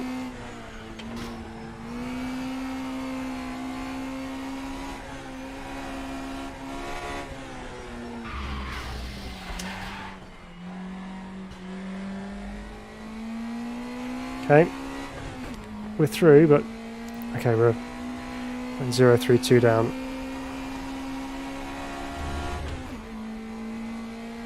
See if we can make that up elsewhere.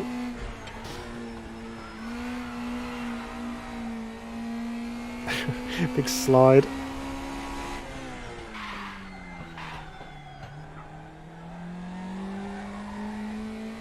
That was not the last corner I was looking for, I will be honest.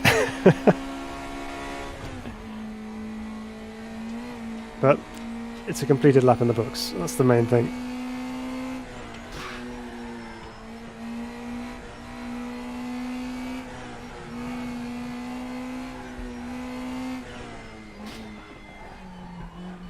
No. That started off wrong altogether because they're just out of position on the left-hander running through the chicane, and was just trying to catch up all the way through from there, so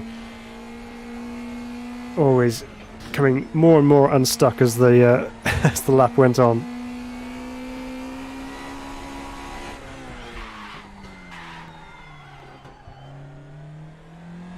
Okay, I'm getting sucked into that last corner a little bit too much now. Need to bring the braking point back.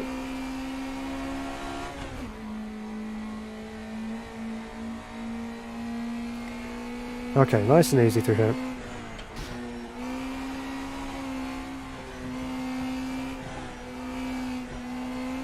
Oh, there's the curb strike.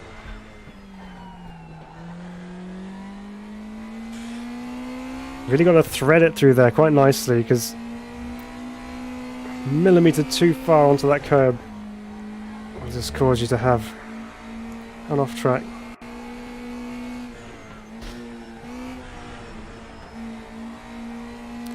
Okay, this time bring the braking point back, keep it tight.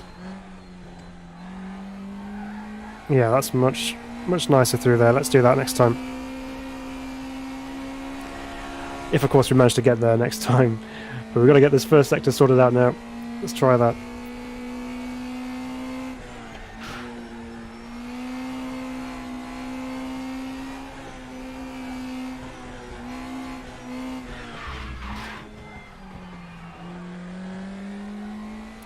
Okay, not too bad.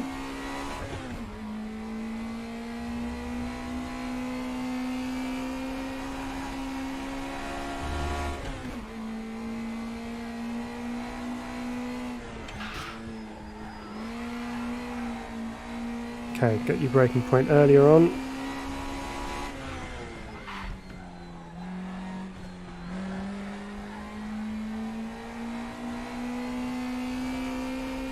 See if that makes a good difference or not.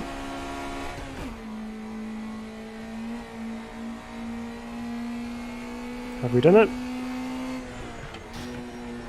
Oh yes we have. P25.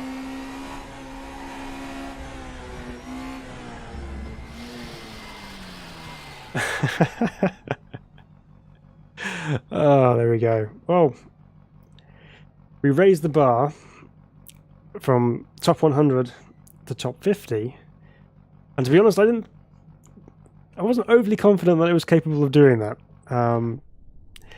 Obviously, I probably could if I spent longer and longer on it, and I was probably concentrating on things and just trying to improve my lap on each individual competition. I could probably get even higher than that. But when you're jumping in between cars and jumping between different styles of cars and different tracks and everything, it's not always easy to just dial straight in and extract a really quick lap time. So I knew it was going to be quite a difficult challenge to do. However, we've somehow managed to do all 5 competitions on RaceRoom until a time inside the top 50. So that's quite a surprise. I mean, this last one was a tricky one to get right, just because of the characteristics of the car and the circuit as well being amazing. So good fun. I hope you enjoyed that. I'm gonna go and have a lie down now. And hopefully I'll be well enough to make a video this week, because I've not been feeling great this week. But regardless of that, I knew you guys would be around this evening, so I wanted to do a stream for you guys. And yeah, so I hope you enjoyed it. If you did enjoy that, please hit the thumbs up button, the like button below. I'd really appreciate that. Helps with algorithm stuff for YouTube. And like I said at the beginning of the stream, we're so close to 1,000 subscribers now. It's just unbelievable. So big thank you to everybody. Let's see if we can push ourselves to get over the 1,000 subscriber mark, become part of the Sim Racing Bible team, part of our crew, I suppose, if you like to call it that.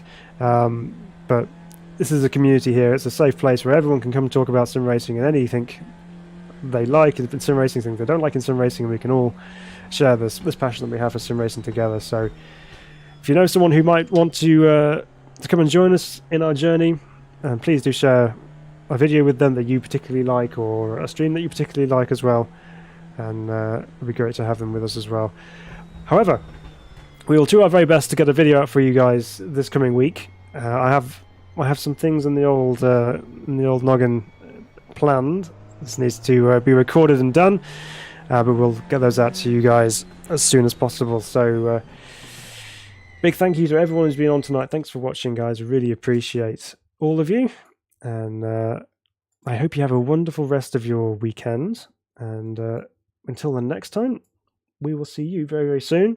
So take care of yourselves. Goodbye for now.